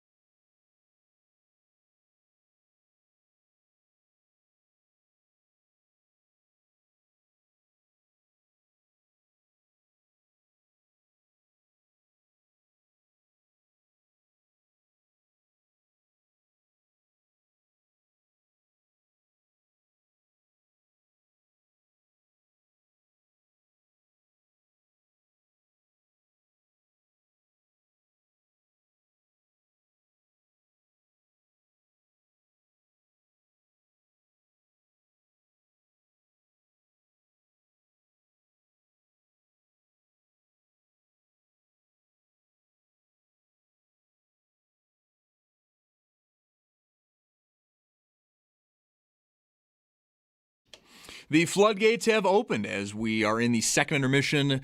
U.S. currently up on Slovakia 5-0. Again, that game is heading into the third period. The winner of this game will take on Canada on Sunday at 8 a.m. for the gold medal, following Canada taking down Finland 3-2. The loser of U.S.-Slovakia, which it is pointing towards Slovakia, will take on Finland in the bronze medal game tomorrow just after 2 p.m. To the Sabres, Zach Benson absent from practice for a third day in a row, and Rasmus Dahlin is expected to join the team either on Sunday or Monday. Sabres Injury Report is brought to you by Hamburg Overhead Door. Is your garage door injured? Call the experts at Hamburg Overhead Door to get your door healthy again. The Combine is next week. The Bills are making some off-season moves ahead of that. Ian Rappaport reporting today. The team is signing Alec Anderson to a one-year, $3 million deal. $1.8 million of that is guaranteed. And then some game action tonight. The Bandits, they're out west versus Vancouver. That game tonight at 10, 9:30 pregame. And you can listen to both over on our sister station, The Bet 1520. While in college hoops, Niagara on the road versus Mount St. Mary. Tip-off at 7. That can be heard right here on WGR.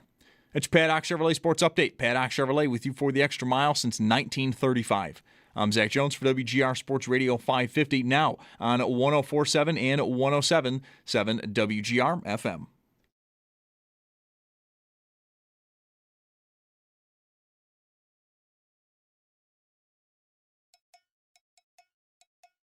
It's Mike Schopp and the Bulldog. The Tampa Bay Rays, they're defunct. They don't exist anymore? They don't exist anymore. I just the Red decided Sox? Today. We should make a call, let them know. But I just decided they're out. I would rather watch the guy, the painting guy. Who's the painting guy? Bob Ross. I'd rather watch Bob Ross than watch my favorite baseball team play in Tampa. It's Mike Schopp and the Bulldog. What a matchup. It is bracket season. What a matchup. Your favorite team playing a game in Tampa, or Bob Ross painting a lake and a mountain. Give me the lake all day long. On WGR Sports Radio 550. I guess they'll be back. The Rays are going to be back in their regular stadium this year. It's going to be ready. Oh, right. Oh, good. So they're going back into the dome with the ground rules that to be explained about what happens when it hits one walkway on the ceiling versus another walkway on the ceiling. Good. That's this baseball. This is getting out of hand. That's good. How many times you literally ever heard the ground rules explanation watching the Tampa Bay Rays? You don't even watch the games. You just said right there. I'm just telling you, I know all about it. I mean, I these are things I don't forget. Those are things that they have to get out front of. Because if then the ball hits some weird bar or something, we don't have a rule for that. That's what you can't allow. You have to have a rule for that. I don't know. That's not the reason you don't like watching games there. My thought would be that maybe you play the game in a place where the roof is high enough for that not to happen. That's what I think you should try to do. That's what you should strive for. Yeah, well.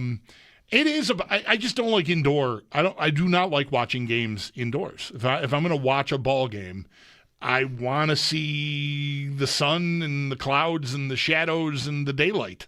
Or even at night in a whatever. The dome just sort of... And grass. The dome just takes a lot out of it for me. There shouldn't be baseball without real grass. I haven't been to a game now in quite a few years in Toronto. But I have felt this way for a long, long time about baseball indoors. But I would say like the last 3 or 4 times that I went to a Blue Jays home game, that was in Toronto, not downtown Buffalo.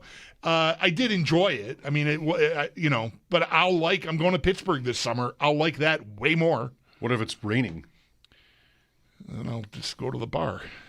You won't be able to watch the game if it's raining. I mean, that's how it goes. Just playing devil's advocate. I understand. I hadn't thought about Toronto for this. I went to Game 2 of the World Series, and I will never have had more fun at a baseball game, probably, even though it was the worst game of the series. The good news about it was, compared to the next game in the series, it did not go 18 innings. That's a plus. Was it Game 3 that went 18 innings? Anyway, they're going to be back in there. It's not quite ready, but they're supposed to be able to get the Rays in April. What else? Armando Salguero came on, and we talked national birds. Does Poland have a team in the hockey tournament, or did they? I don't believe that they qualified, no. He's got me curious about national birds. All right. My sister-in-law happens to be very into birds, and this will help me to talk to her next time I see her. Okay. If I learn, anything here. Yeah, all right. And there was a bird clue in the crossword puzzle, the New York Times crossword puzzle today. Oh, yeah? That I needed to know. Did you? No, I figured out the answer other ways. Okay. But the state bird of Hawaii is in the. I won't give it away. Yeah, don't do that. People like those crossword puzzles. I've gotten in the habit of doing the New York Times crossword every morning now. I bought a subscription, and I'm doing that every morning now, which I'm really enjoying. Good. The official bird of Poland, what? Got to be a falcon of some kind, right? It's a white-tailed eagle. Which is starting to make me wonder, are all national birds eagles, actually? Nothing against the white-tailed eagle. That's a fine choice. There's the Polish falcons is that's a thing. Okay, yeah. And so it's a, sort of the Knights of Columbus kind of thing, like Polish falcons. And so I was guessing that name was derived from the fact that that's their bird, some kind of a falcon, but I'm wrong about that. Lots of countries have eagles as their national bird. Yeah. Lots of them. We should. The Philippines' national bird is the Philippine eagle. Wow. It's just a little bit easy. It's a little bit too easy. Yeah. It feels like you Peru's got it right. Try to set yourself apart a little bit. Yeah, like Peru. My new favorite. What has Peru got? Country, our Andean cock of the rock. And this is a great-looking bird. Wow. I got to start making notes for when I see Ann next. Because there's so much here. Can I get, you got that cock of the rock open on I do. I want to get a look at the cock of the rock. I'm leaning way over here. Look at this guy. Screen's a little dirty. Oh, yeah. No, that is a distinctive. What's going on with that head? That bird, that bird knows what's what. What's going on with that head? That bird is not messing around. That bird is kicking ass and taking names right there. That bird. I mean, I don't know. An eagle might kill it easily because eagles are massive and the talons. No, there might be some incredible folklore about the time this guy took down an eagle and then he became the national bird. The way that bird is posed in that photo, it seems like that could be possible. I think if I'm an eagle and I see that bird, I'm like, I don't know what to do with it. Yeah. I'm just going to leave it there. I don't know what to do with that guy. The color is really distinctive. Orange. The shape of that head, like you said, is really interesting. It's like a bird wearing one of those concussion helmets. Yes, right. It's got the... And it's exactly the same color orange as the head and the helmet, the Bane helmet. Guardian cap. That's what those are called. We came up yesterday, and I couldn't think of the name, and it bothered me for a moment, and then I forgot about it, and then you just brought it back up, and it was bothering me again. Like, what is the name of that thing? It's Guardian Cap. Okay, anyway. 5-0 USA over Slovakia early in the third. Chris Peters, who was on our show yesterday, tweeted he thinks maybe Connor Hellebuck should sit out the third. Go find a comfortable chair, Chris writes. Right. That's not without some merit, I guess, but he's played every minute so far, I think. No. Well, Swayman played on Saturday and gave up a 100-footer, but Hellebuck's played all the rest. And they eventually won. The U.S. won that game, but it was 6-3 and, whatever. Denmark? Yeah, Denmark on Saturday. He's got a shutout in the semifinal at the Olympics going. Like, if it were 5-1, I think I could get there after the second. I mean, if they score now, I don't know. They're not going to pull them now. I don't think. They could. If they gave one up, you mean? Yeah. Okay. Yes, I'm saying if it was 5-1 after 2, I could see, you know what, to put the other guy in there. But he's got a shutout going in the Olympics, and that's might be a career highlight for the guy. It might. You could ask him how he feels. It's 13 shots on goal, so he's not being overworked. That's right. I think a good coach would ask him. Zach tells me, I don't know if you heard him as well, that Tage Thompson is not out there for the third period. Like, he's not on the bench, is what we're hearing. Okay. Yeah. They've not kept up on Twitter, so I did not know that. He went down. I didn't really see it. We were talking. But he went down near the net at one point in the second. And I didn't see him stay down or anything and have no idea what his deal is. But The Andean cock of the rock. I just wanted to say that one more time. The NBC broadcast apparently is saying precautionary reasons, which, I mean, that's usually what it is. But there's no specific injury mentioned or that he's even injured, but precautionary would tell you that something's, they don't want to take any chances. Probably injured. They're not taking the goalie out at 5-0. They're taking Thompson out at 5-0 to protect him. Well, that's tough. Not great. I hate to hear that. Yep. We talked to Armando earlier, as I mentioned. Maybe you heard him. I don't really know anything about the new Dolphins coach, Jeff Hafley. That's not the wimpy kid guy whose name is something like Jeff Hafley from those books. But anyway, so I have his page open. I mean, I know he was with Green Bay, defensive coordinator at Green Bay. He went to Siena College. Okay. Saints. Siena Saints. Albany, Pitt, and then, lots of other places. Was the head coach at Boston College for 4 years.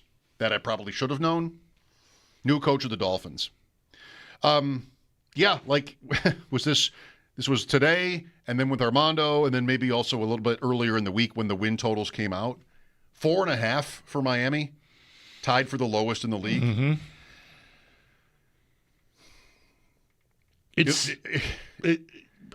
I took them. I took the Jets. Did I take Miami? No. Okay. You took Jets under. I was tempted to take Miami under. You took Arizona under. Yeah. 4.5. Can I trade Miami for Arizona? Are there trades? No, I don't want to trade. I'm just kidding around. I don't think. Well, I mean, we could do whatever we want. It's our game. You invented it at 3:00 this afternoon, or maybe a little bit before that. But anyway, it made its debut. No, I don't need to make a trade. But Miami, I should have picked Miami. Like it would be on brand. I just do not think they're even really going to be trying to have a good season. Well, there's that big topic in the NBA. Oh, yeah. How many teams are tanking and whether they're going to do something about it. The commissioner of the NBA said he wants to prevent it. New ways to try to prevent teams from tanking. Whether it's something that, like, I know the conversation has been also about how, like, Sacramento, I think, is the worst record in the NBA. And I can't break this all down for you, other than the fact that I know they play in Sacramento, which is not a major market. Tell me what I'm supposed to do as the Sacramento Kings if I can't get to the top of the draft lottery. And if 3 of the biggest free agents in some offseason don't want to band together and come save my franchise. In Sacramento, California. Right, which seems pretty unlikely. It does. We can relate to this. Yeah. Well, the NBA lottery has, or is this true? Like, more teams can win it than in hockey? I'm not sure if that's true. Hockey, any team not in the playoffs can win it. But they only go 3 deep now. I'm not sure how they're different. I really shouldn't be talking about it. But I certainly would have a conversation about tanking in general. It's not – sports is always trying to figure out how to build it. To disincentivize or de-incentivize, whichever it is, losing on purpose, tanking, right? That's what that's a bad look. So how many teams are in the lottery and what will the odds be, and certain other provisions that can maybe turn you off from the idea. The problem is not fixable quite as easily as that. It's just simply that the worst teams get the first picks. And even if you rearrange the worst teams, there's still value in losing. We know this, even though the Sabres are not a classic case of it working out. A team that's taken advantage of it. Yeah, no. But of course there is. Yeah. And I really don't need a lottery except for that they're fun. I mean, I don't really think you need to have one as a sports league. Football does all right without it. But lotteries are fun, so I'm not, railing against them. The thing that I haven't read a lot, and I don't either. I mean, there's a reason I was quiet while you were working your way through the NBA draft lottery part of that, because I don't know blank about blank, as far as like how many teams are in it, etc. But what I've read a little about what the conversation is currently in the NBA, and I think something, maybe it's just particular to this year, and maybe only one team or two teams that are, well, it would be two teams that are involved in it. If what I read, the gist of what I read was there is a team out there that owes another team a high pick, but it's lottery protected. It's like top 4 protected. And I think it's one of these things that maybe got done years ago, one of those deals where you hear about, like, it's 2020 and you hear like, yeah, they're going to give up a first round pick in 2026. And you're like, that's so far away. You can do that? Okay. Anyway, there's on the horizon, there's no, the team that is expecting that pick or has that pick coming, there's not a backup to it. Like the status of that trade right now is if the team that holds the pick finishes in a top 4 or bottom 4 spot, they're keeping the pick and the other team is not getting any replacement compensation. And the fear is that the team that holds that pick is going hard to try to hang on to the pick. Duh. Because why would you, willfully give it up? You're not good. You're not. It's the same thing as, protecting your opportunity to pick first. Only in this case, you'd be trying to keep the pick. Because if you finish 5th or below, you don't get it. You're going to give it to whoever, Portland. I don't remember the teams that were mentioned, but that's like a whole nother layer here. So there's some conversation about how much protection should there be on draft picks that are traded. Should we eradicate that because it's another thing that is incentivizing a team to be bad because they don't want to give up the pick? Mm-hmm. And again, like I said, if I understood it right, I might have not read enough of it, but I got the impression that the team that doesn't currently hold the pick, there's not we get next year's pick or something. It's like they're at the finish line and this is it. How could that be I don't possible? know. I might have misunderstood. Oh. But either way, that is a part of it. Like protecting a pick that is lottery protected that you want to hang on to is a reason to continue to tank, obviously. Yeah, and somewhat speaking to that, the NBA has always been, if you didn't say this right away, the one where you could trade picks like years out. Right. And they're talking about football adding a year at the meetings coming up. I know Adam Schefter tweeted about that a while ago, that they want to what can you do in football? Do you know? Can I trade 27s right now? I think I probably can. You can, because the Bills, right, the story with the Miami trade that didn't go down the fall was they wanted a 26 and Bean wanted to give them a 27. So a year out, I think you can do, even though we're not. That was October prior to the 26 draft. They could have traded a 27. My sense, I've never read this specifically, but I don't think they could have traded a 28. No, but I think they want to do that now. Okay, add that. That's what I think they want to change. Yeah, is to add another year, so I can trade 28s. Let's do it. Let's start trading 28s, everybody. Joe is in on A.J. Brown this morning. Joe DiBiase on A.J. Brown. Are you a fan of that idea?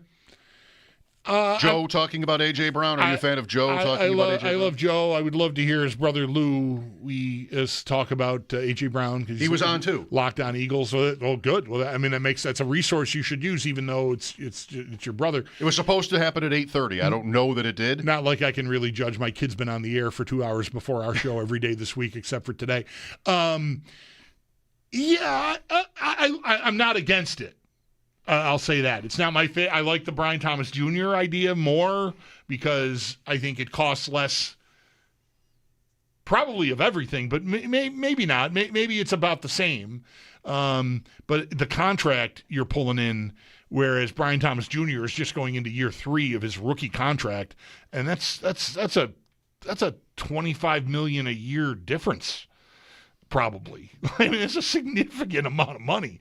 And I know A.J. Brown is a more proven player, thus he's already got the contract. So I don't, it's not my favorite idea, but I'm not prepared really to throw any receiver idea out except really for Tyreek Hill. Or anyone, if somebody wanted to ask me, hey, do you think the Bills should try to pounce now and get Rashee Rice from the Chiefs? I'd say no to that as well, because of off the field stuff.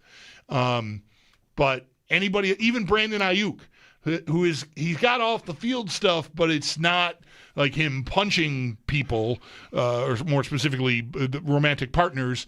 It's like he's just a freak show, and no one can really figure out his comings and goings, and he kind of ghosted the 49ers, and that's weird. But if I could get an explanation that makes some sense about what happened there, that's still a talented player. Like, I wouldn't even rule him out. I'm in such need that I'm gonna have every conversation. I'm not saying I would sign off on everything, but right now I'm not shut down on anything except really like criminal behavior. That's your one. That's my crazy me. I know. That's my one bridge I'm not prepared to cross. That's fine.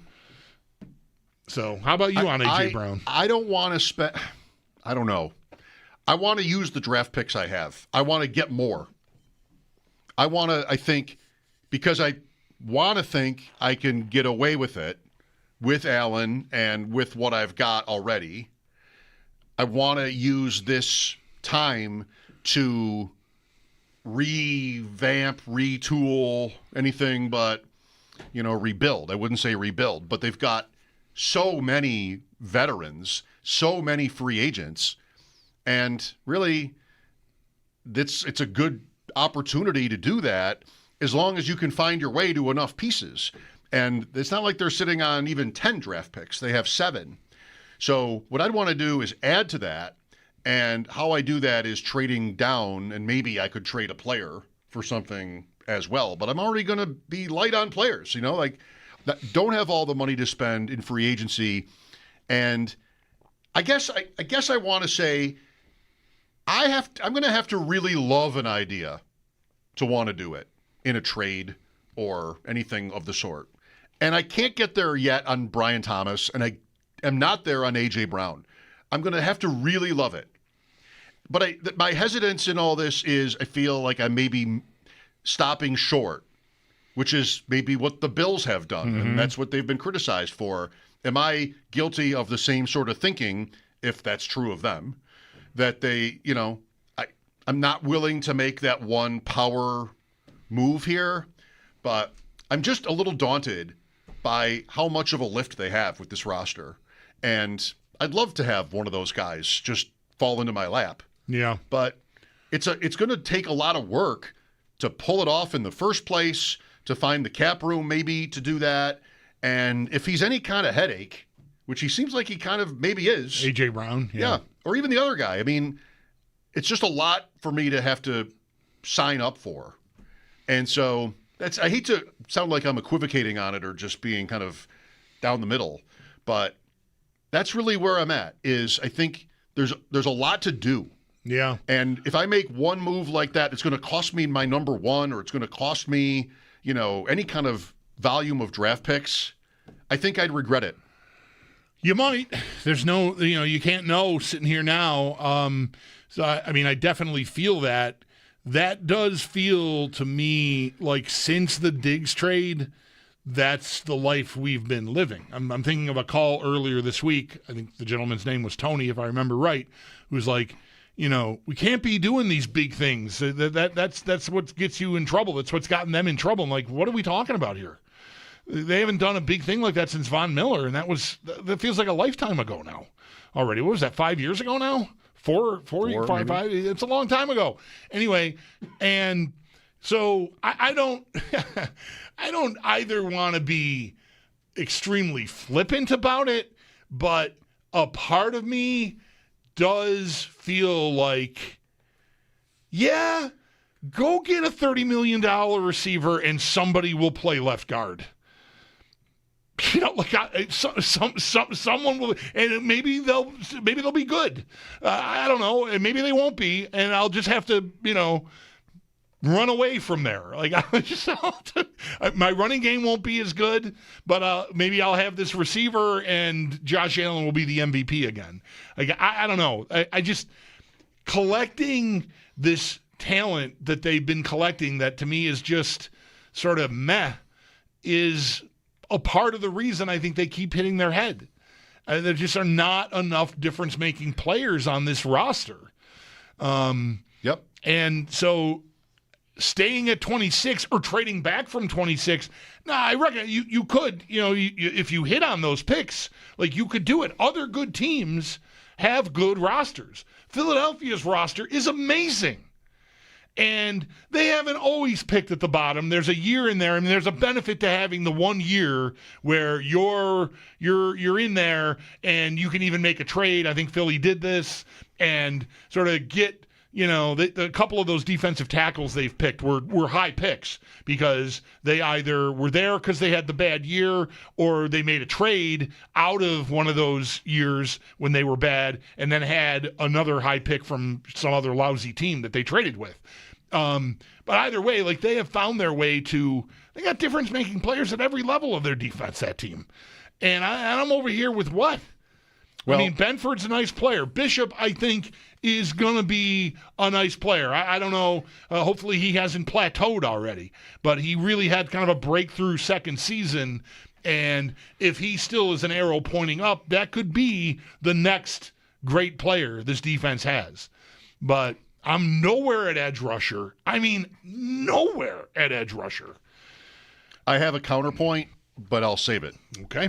803-0550 for us. Mike Schopp and the Bulldog. This is WGR and 107.7 and 104.7 WGR FM.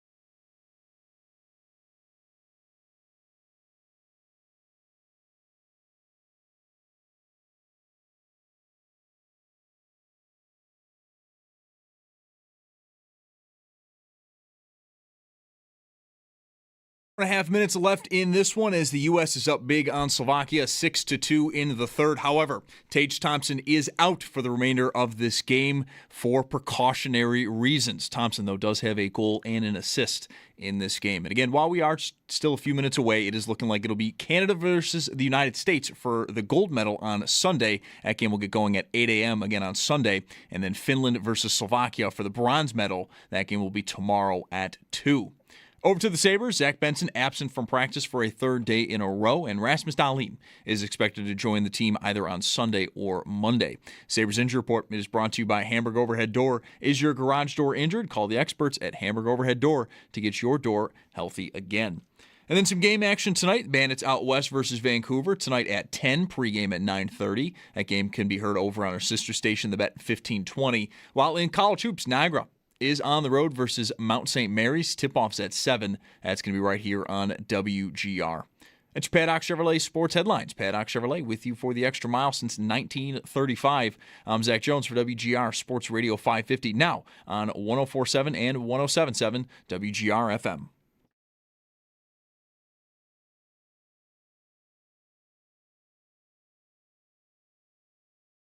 Here is Eichel. United States 3 for 9 on the power play. Thompson scores! Tage Thompson makes it 2-0 United States. Tage Thompson injury watch. As you just heard, he left this game, USA leading Slovakia 6-2 late. Mike Schopp and the Bulldog, thanks for listening. Give us a call if you like, 803-0550. When we last spoke, I mentioned to Bulldog I had a counterpoint for his general take that the Bills need to go get that one player, whether that's A.J. Brown or someone else. I believe yesterday we were talking about, or earlier this week, draft simulators. Yep. And mock drafts and firstpick.com, that those were days. Glorious site that we would play around with. And on that site, maybe you can still do this. I'm not on the site anymore, but you could just make any trade you wanted, kind of. And I happened to find some of mine in my phone. Oh, boy. Wow. My favorite thing, I make this point every single time that this website comes up, because like we had a song that we played for it too. Like it was a whole thing. Multiple times a day we would like run through and you'd be trading down and trading down. It was always you doing it on the computer, and I was just over here heckling you. But my favorite memory of that, it was probably around this time in the draft cycle, is that Patrick Mahomes was like a third or fourth round pick. You know? Like he was not someone, because this website, I think, if I remember it right, would suggest to you, like it would have the players, because they would grade you. And so they had rankings, yes. And it would like say, like, here's you're in this region, you're in this range here here are some players that make sense at 17 overall or whatever it might be, right? Yes. And Mahomes was a day 2, if not a day 3 pick in that exercise for at least a month, maybe longer, like into March, I feel like. And then, he ended up, of course, going 10th overall to the Chiefs after they traded with the Bills. And by the time we got to the draft, who was the answer? There was a draft guy that was a big presence on Twitter, and we used to talk to him, and I can't remember the guy's name now. And he hated Mahomes. He just thought it was a terrible idea. Kean Fahey? Yeah. Wow. Yeah, that's right. And he had like a long piece that I remember reading, and I get all these highlights of like the things he's doing wrong and all this stuff. And I remember watching the highlights and going, I don't know, this guy looks freaking amazing to me on some of these plays. Like I know it's unorthodox, and the point is like you're going to try to do that in the NFL, you're going to get killed, and like that was his hill. And I remember that was where it started for me. Like, I think I kind of like this guy. I don't know. I wanted the Bills to draft him. Like it was not a cause. I didn't make T-shirts or anything. But I know that became, on draft night, I was really brokenhearted when I saw the trade down. As I knew, like, well, they're trading out of there. They're not taking this guy. Because by the time the draft came around, picking him in the first round had become a very credible idea. And it's funny, I did not know at the time, Tyler has written numerous times how much he came to know that Pegula liked Mahomes a lot. I don't know what to do with that. So anyway, I just remember really liking the idea. But the thing that stood out about that website to me is just it's how much a player's stock can change from the end of the football season to late April, because Mahomes was not thought of the way he ended up being thought of. I mean, good thing he still ended up being a first-round pick because he's great. Well, there are a few quarterbacks almost on an annual basis where that happens. You know, like somebody just, what was Lance? Somebody just gets that kind of steam all the way up to the first round. Maybe not as dramatic or as in a short of a span, but you have those. I mean, Nix and McCarthy were not first-round picks until they were, you know. Well, what do you got here? I mean, I've got a few. This is an A draft. This is where you have a leg to stand on over me. With me, you would have deleted this psychotically deleting pictures that I just can't. Why do I have that? I'm never going to need that again. Get it out of here. Well, I think the reason I was doing this morning, just randomly looking through old pictures. I don't know if maybe I was even looking for these after we talked about it. This is March 30, 2018. This picture. You know, a lot of pictures of my kids when they were little, and you know, I keep those. I also keep, you know, I have a not a folder, but anytime, you know, like if you watch on your computer on an NFL Sunday, you've got the play-by-play for each game, and sometimes it glitches, and I've got like a half a dozen of pictures of like what I've got a Houston-Jacksonville game that was 20-1 saved. I've got a Ryan Fitzpatrick pass for a 73-yard loss. Just a bunch of those. Right, okay. That I saved for like Matt Collar. Yeah. All right, that is not something I would say I would never have a use for. Okay. I can send you some of these if you like. It's a pretty thin needle you're threading, but I could see like wanting to hang on to that. Every once in a while, maybe being in the mood to tweet. Remember the good old days and when Jacksonville was trailing Houston 20-1 in football? Here is an A draft, 2018. Okay. Late March. Pick 22. My own pick. I guess the Bills had pick 22 before all the trades. Was that their number when they traded to the Bengals? I thought 21, but I'm not positive. Whatever. I drafted Derwin James. Ooh, that's a nice player. And I got an A for that pick. Yeah, I like that pick. And he's like the OG Kyle Hamilton, Emin Worry guy. I feel like Derwin James. Like I don't think he's at that level, but I feel like he was the key guy in the Chargers shutting down Lamar in that playoff game that first time around when they played all these light defenders. This season. Yeah, right. He could have been ours. His rookie season. If only the Bills had not drafted Josh Allen and drafted this team. But he wouldn't have been able to stuff Lamar Jackson that year had we used my draft, because I also drafted Lamar Jackson. With the fourth pick of the second round after a trade with Indianapolis. Okay. I got an A for that pick. Then, as part of that same trade, with pick 17 in the second round, I drafted Cortland Sutton. I drafted, quotes, figure quotes, right. Drafted Cortland Sutton. You stood on you stood on the table for Cortland Sutton. There's not much else to speak of here in this one. Oh, it was going so well here. I was hoping you got a couple of more gems. Listen, if you drafted those three players to start your draft, it's the stuff of legend. Sure. Yeah, no, that's Nobody right. cares who else you pick. It's still a good draft. Yes. This one I got an A-, also drafting Lamar Jackson. You know, I wanted the Bills to draft Lamar Jackson at 22. And then Taven Bryan in the second round, and Harrison Phillips in the second round. You nailed that. I got an A- for that. The Bills picked him. And in the fourth round, I picked Nick Chubb. On this one. Nope, boom. That's a guy on the Rams. That could have been pretty good value there, Nick Chubb in the fourth round. Oh, yeah. Fifth round, Joseph Noteboom. I know that name. That's a guy. Okay. Offensive lineman. Two more. Here's a B+. Ouch. Mike McGlinchey was my first pick. And then Lamar. I nicknamed him the Big Freckle. You don't see Josh Rosen's name on any of these. The Big Freckle? The Big Freckle. Lamar Jackson, James Washington, he was supposed to be a good receiver. Didn't really work out. No. Harrison Phillips. I can see why I only got a B+ on that. Yeah. And one more. There's a Josh Allen one somewhere. I know. I saw it this morning. Baker.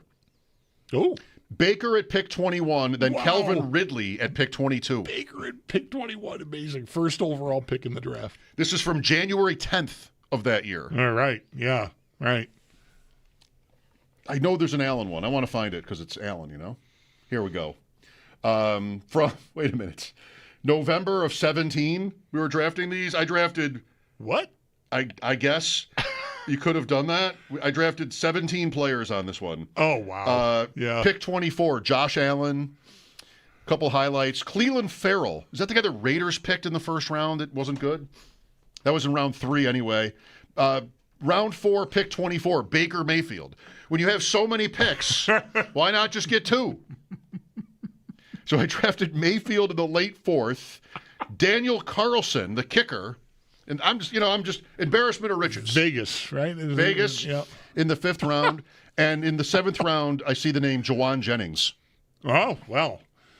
That's what a team. That's a great job. How did I never sort of market this into an actual job at drafting in the NFL? You got to wonder. Mike Schopp and the Bulldog here. Amazing. 6-2 final, by the way. U.S. 6-2. Finished it off. 8 a.m. Sunday for the final. 8:10, I think, but yeah.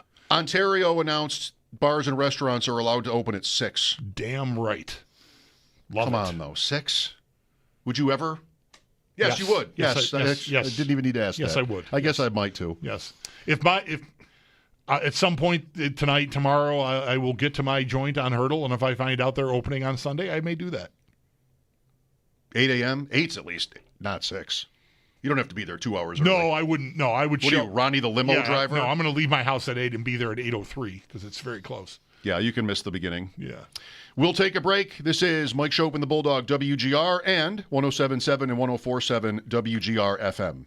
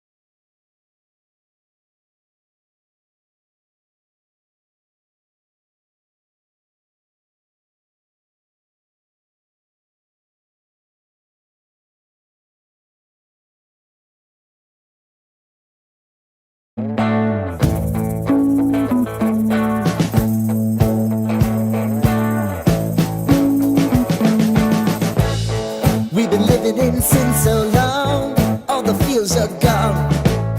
Fella stopped me on the street last night, said that everything's alright. Roller coaster, make it through the day upright. It seems your meal ticket is gone, but life goes on. I could never imagine something better. Yeah, right. Now you're cooking on high heat in the middle of the street. Roller coaster, take me to a better time. Let's go. All sing your high line with the roller coaster of life. It's time to all choose your timeline on the roller coaster of life. Oh, you seem to easily forget how to place your bet. When everyday life gets you down, you gotta steal the crown. Got to own it. Don't bitch and moan about it, please. God forbid you scrape your knees, and it's nothing to sneeze at. Oh, I've told you over and over again. You gotta get both hands around it and make your own plans. Roller coaster, it's taking over. It's about time.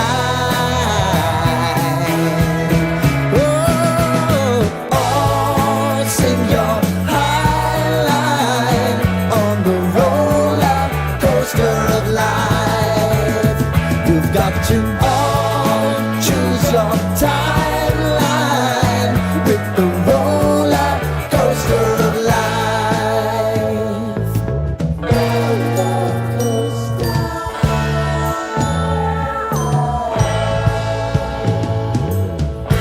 I want to go down the rabbit hole, down the rabbit hole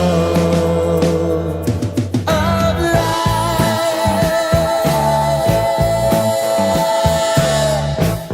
And now it's about to leave.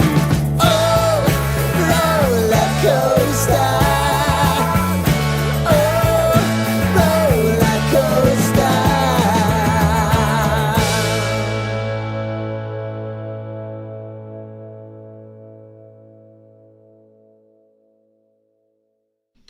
A couple of quickies. One, I got a text from Sneaky Joe correcting me on the proposed new plan for the NFL draft.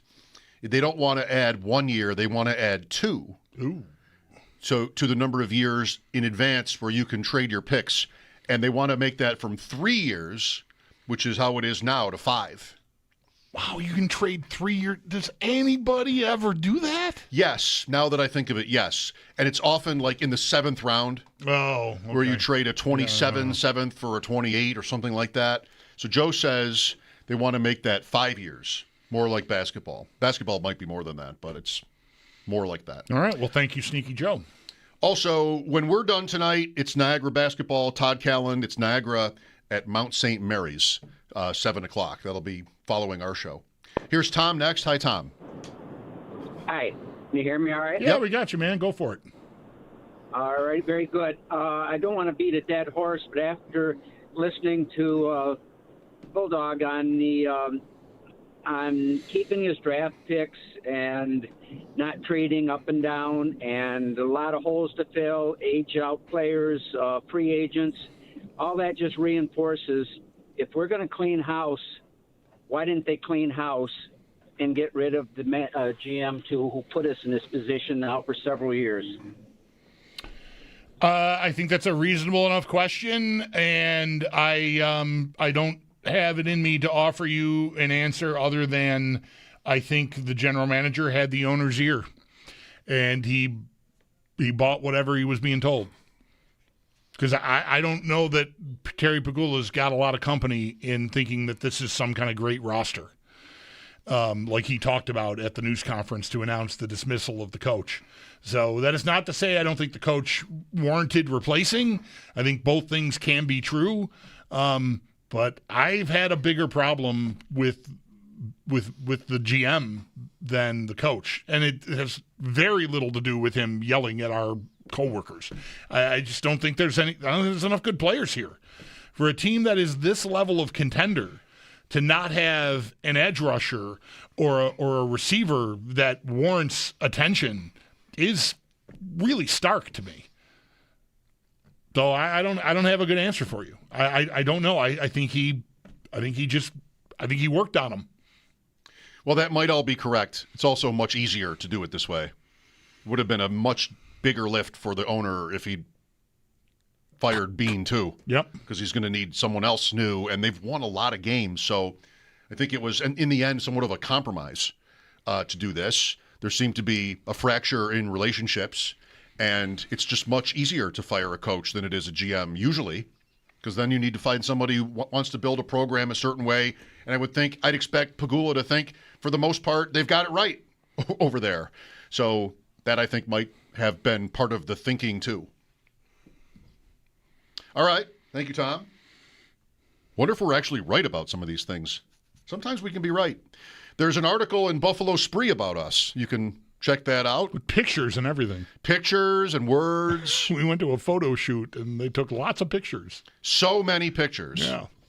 But you can find that, Buffalo Spree is kind of everywhere, and it's online, free to read. Yeah, I retweeted it. I gave it to sent it to one of our bosses. I don't think he knew about it. You mentioned it to him, and I said, "Here, I'll send it to you," because I had done the same thing for my wife after you told me, it was out there. So I found it, and he tweeted it, and then I retweeted it. So it's in my Twitter feed if you want to go find it. And I'm happy with how the thing turned out.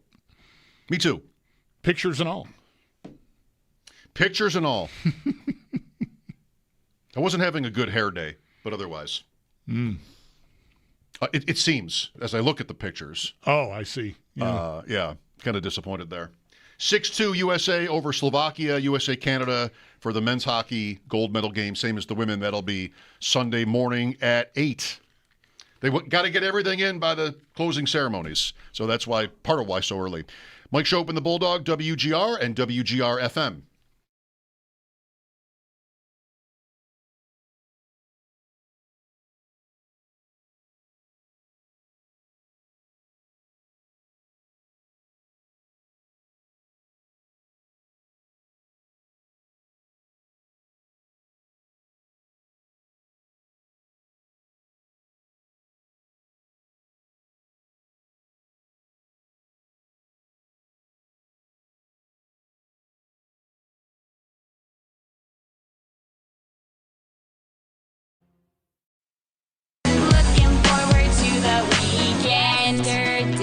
Thursday, today, yeah, it's Friday. It's Mike Schopp and the Bulldog. We so excited, we gonna have a ball today. Tomorrow is Saturday. I'm itching inside. My liver's all twisted up. But you know what I did? I took Deborah, went to the liquor store, I loaded up with alcohol.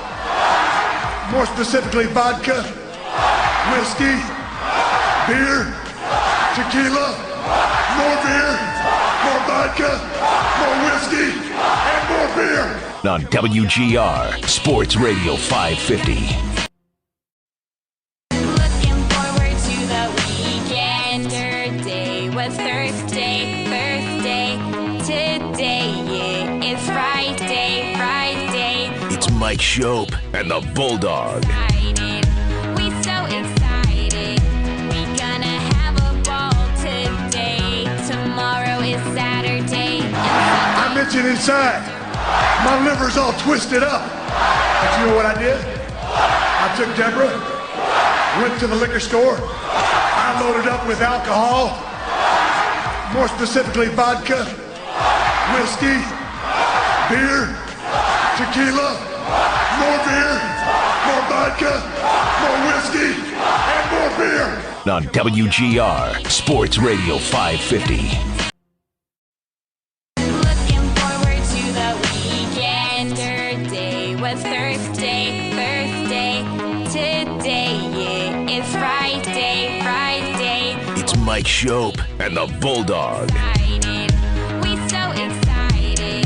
We gonna have a ball today. Tomorrow is Saturday. I'm itching inside. My liver's all twisted up. But you know what I did? I took Deborah, went to the liquor store. I loaded up with alcohol, more specifically vodka, whiskey, beer, tequila, more beer, more vodka, more whiskey, and more beer. On WGR Sports Radio 550.